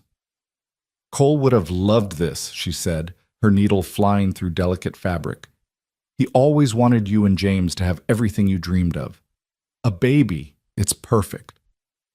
As Clara's pregnancy progressed, visible proof of new life growing within her, she felt the final pieces of her broken past clicking into place. The nightmares that had plagued her since New Mexico, dreams of running, of Cole dying, of never finding her way home, gradually faded, replaced by dreams of the future. Dreams of a child laughing in the yard, of James teaching a young boy to ride, of a family gathered around the dinner table in the house by the creek. One evening in late summer, with her belly just beginning to show the evidence of the child within, Clara stood on the porch watching the sunset paint the mountains in shades of purple and gold. James came up behind her, wrapping his arms gently around her, his hands resting on the swell of their child. "What are you thinking about?" he asked. "About how far we've come," Clara said. "About that girl who ran away from her wedding 5 years ago, terrified and alone. About the man who spent 5 years believing he'd been betrayed. About all the pain and fear and loneliness. And about how it led us here, to this moment, with our child growing and our future bright. Do you wish it had been different, that we hadn't had to go through all of that?" Claire was quiet for a moment, really considering the question. "Part of me wishes we could have had these 5 years together, that Cole could have lived, that no one had to suffer. But another part of me knows that we wouldn't be who we are now without that suffering. We wouldn't appreciate this happiness the same way. We wouldn't understand the value of truth and sacrifice and forgiveness." She turned in his arms to face him. "The pain made us stronger, James. It taught us what really matters. And because of what we went through, we can help others who are suffering. The Davidson Fund, Emma finding her way home, this community learning to look deeper than appearances, none of that would have happened without the darkness we walked through." James rested his forehead against hers. "You're wise beyond your years, Mrs. Cutter." "I've had good teachers," she said. "You, Cole, even the hardship itself. Everything has taught me something." As autumn approached, bringing with it the cool air and turning leaves, the town prepared for another celebration. The territorial governor was coming to Redemption Bend to present the official commendations and to announce the formal establishment of the Davidson Memorial Fund. It would be a grand affair, with dignitaries from across the territory attending. Clara, now noticeably pregnant, worked with the planning committee to organize the event. It would take place in the town square, with Cole's monument as the focal point. There would be speeches, music, and a formal dinner afterward. The day of the celebration dawned crisp and clear, the sky that particular shade of blue that seemed to exist only in Montana. Clara dressed carefully in a new gown Emma had made for her, one that accommodated her growing belly while still being elegant enough for the formal occasion. Governor Potts was an imposing man with a thick mustache and shrewd eyes. He greeted Clara warmly, expressing his personal gratitude for her sacrifice. "The territory owes you a great debt," he said. "You and Mr. Davidson both. What you did, the years you gave up, the hardship you endured, it's the kind of heroism that rarely gets recognized. Today, we remedy that." The ceremony was magnificent. The governor spoke eloquently about duty and sacrifice, about the kind of courage that doesn't seek recognition but deserves it nonetheless. He presented James with a commendation for his work in bringing down the gang, then turned to Cole's monument. "Cole Davidson cannot be here to receive his commendation," the governor said, his voice ringing across the square. "But his sister, Emma Davidson, will accept it on his behalf. And Clara Cutter, who sacrificed alongside him, will receive her own recognition for her invaluable contribution to justice and peace in this territory." Emma stepped forward, accepting the framed commendation with shaking hands. Then it was Clara's turn. She moved carefully, conscious of the child she carried, and accepted her own commendation. The parchment was beautiful, decorated with the territorial seal, officially acknowledging her role in the operation and expressing gratitude for her sacrifice. But it was the governor's next announcement that brought gasps from the crowd. "In addition to these commendations, I'm pleased to announce that the territorial legislature has voted to match the community's contributions to the Davidson Memorial Fund dollar for dollar. This fund will serve not just Redemption Bend, but communities across Montana Territory, helping families in need and continuing Cole Davidson's legacy of protecting the vulnerable." The crowd erupted in cheers. Clara felt tears streaming down her face as she realized the magnitude of what was happening. Cole's sacrifice was reaching further than she'd ever imagined, touching lives across the entire territory. After the official ceremony, the celebration continued with music and dancing and more food than the town could possibly eat. Clara found herself surrounded by well-wishers, people wanting to congratulate her on the baby, on the commendation, on everything she'd accomplished. Emma found her in the midst of the crowd and pulled her aside. There's someone here who wants to meet you, she said, her eyes twinkling mysteriously. She led Clara to a quiet corner where an elderly woman sat, her silver hair pinned up elegantly, her eyes sharp and kind. Emma made the introduction. Clara, this is Mrs. Margaret Davidson, Cole's and my grandmother. Clara's mouth fell open. I didn't know. Cole never mentioned. He wouldn't have, the old woman said, her voice strong despite her years. We had a falling out when he chose law enforcement over the family business. I was proud and foolish, just like my son was with Cole, just like Emma was. The Davidson family seems to specialize in letting pride separate us from the people we love. She reached out and took Clara's hand. But I'm here now, and I want you to know how grateful I am. You loved my grandson, protected him, honored his memory. You're carrying new life that will bear his name. You've given me back something I thought I'd lost forever. A connection to Cole, a way to make amends for my mistakes. Clara sat down beside her, overwhelmed. He loved you. He never said it directly, but I could tell. When he talked about his childhood, about learning to ride, about summer visits to a ranch, those memories involved you, didn't they? The old woman nodded, tears slipping down her weathered cheeks. He spent every summer with me until he was 15. Then the arguments started, the demands that he follow the path his father had chosen. I sided with my son instead of my grandson, and Cole stopped coming. I haven't seen him in over 10 years, and now it's too late to tell him I was wrong. It's not too late, Clara said firmly. He's part of this baby I'm carrying. If it's a boy, he'll be Cole Davidson Cutter, and we'll tell him about all the people he's named for, the hero who sacrificed everything, the grandmother who loved him. Your story, your connection to Cole, it continues. Mrs. Davidson embraced Clara, and they held each other while around them the celebration continued. Another broken piece was being mended, another relationship restored across the barrier of death. As evening fell and the official guests departed, Redemption Bend settled into a quieter celebration. James found Clara sitting on a bench near Cole's monument, her hand resting on her belly, watching the stars emerge. Tired? He asked, sitting beside her. Exhausted, she admitted, but happy. James, look at what's happened. Look at how much good has come from so much pain. The fund, the commendations, Emma finding her place here, even Cole's grandmother coming back into the family. It's like every broken thing is being made whole. Not every broken thing, James said gently. Cole is still gone. That wound will always be there. Yes, Clara agreed. But even that loss has meaning now. It's not senseless anymore. His death bought something precious, truth, justice, healing. And his legacy will live on through the fund, through our child, through the changes his sacrifice brought to this community. She looked up at the monument, at Cole's name carved in stone. I used to be so angry at the unfairness of it all. Why did he have to die? Why did we have to suffer so much? But I'm beginning to understand that some questions don't have answers, and some losses can't be fixed. What matters is what we do with the grief, how we transform suffering into something meaningful. James pulled her close, and they sat together in the gathering darkness, two people who'd walked through fire and emerged not unscathed, but stronger. The baby moved within Clara, a flutter of life, a promise of tomorrow. Tell me about the future, James said. Tell me what you see when you imagine the years ahead. Clara smiled, her hand covering his where it rested on her belly. I see this child growing up loved and safe. I see more children, if we're blessed. I see you as sheriff, keeping this town safe, dispensing justice with wisdom and mercy.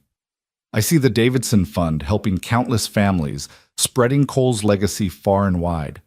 I see Emma marrying, having children of her own, filling this town with the Davidson family Cole never got to have. She paused, her voice growing softer. I see us growing old together in the house by the creek. I see grandchildren playing in the yard. I see a life built on truth and sacrifice and love, a life that honors everything we've been through, everything we've lost, everything we've gained. That's a beautiful vision, James said. Let's make it real. Every bit of it. They sat a while longer, reluctant to leave the peace of the moment. Above them, the stars wheeled in their ancient patterns.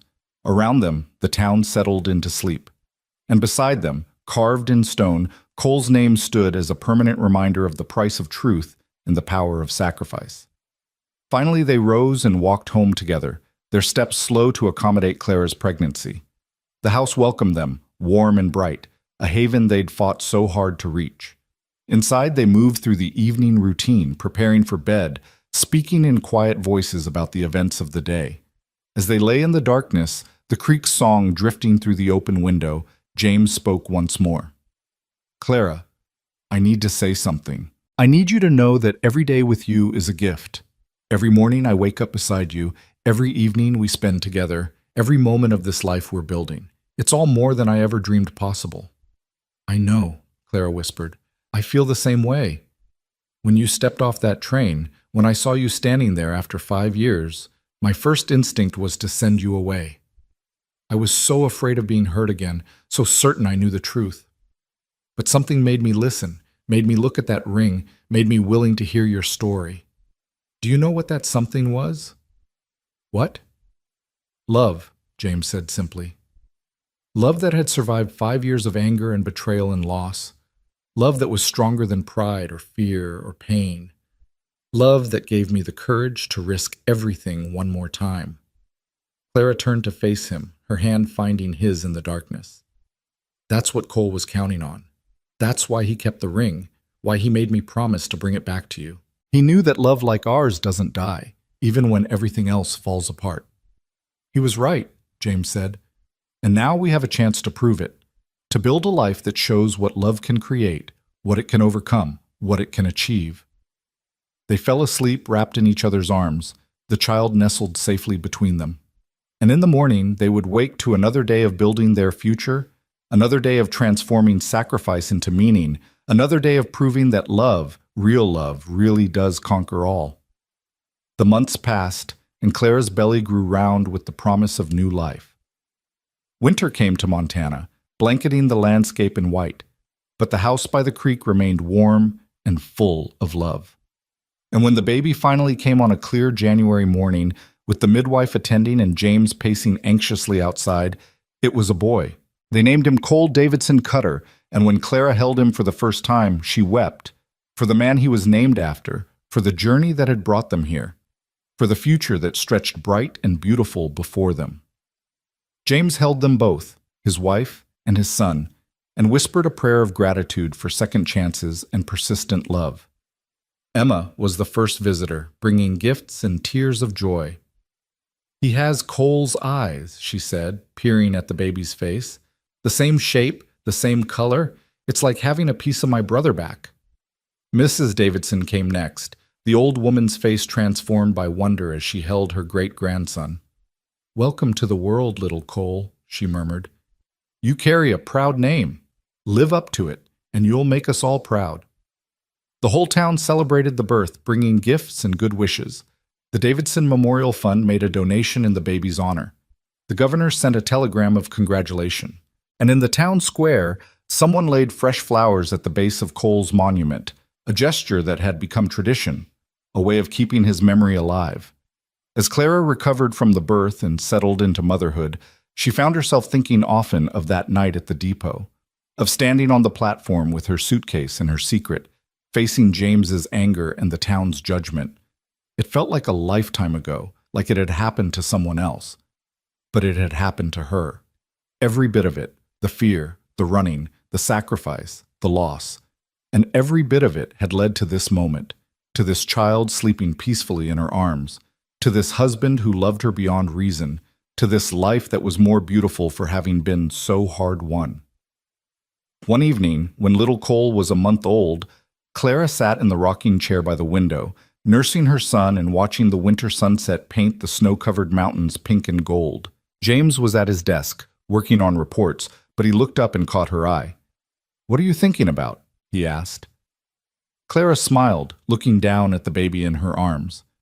"I'm thinking about trains," she said, "about how they carry us away from one life and toward another, about how the hardest journey can lead to the sweetest destination." "Are you glad you got on that train? The one that brought you back to me?" "Every single day," Clara said. "Every moment, every heartbeat. I'm glad I came back. I'm glad I showed you the ring. I'm glad for all of it, The pain and the joy, the suffering and the redemption, because it brought us here, to this moment, to this life. James came to her, kneeling beside the rocking chair, his hand resting gently on their son's head. "We made it, Clara. After everything, we made it home." "We did," she agreed, her eyes filling with happy tears. "We really did." And outside, the creek continued its eternal song, witness to suffering and joy, loss and finding, death and life. The monument stood guard in the town square, Cole's name a permanent promise that sacrifice has meaning, that truth prevails, that love endures. The train that had brought Clara home was long gone, carrying other passengers to other destinations. But its most important journey was complete. It had delivered a woman to her destiny, carried truth back to a town that needed it, and set in motion a chain of events that would echo through generations. In the house by the creek, a family sat together as darkness fell. A sheriff and his wife, a baby named for a hero, bound together by love that had survived the impossible. And in that quiet domestic scene was all the proof anyone could need that some things are worth fighting for, worth sacrificing for, worth believing in even when all hope seems lost.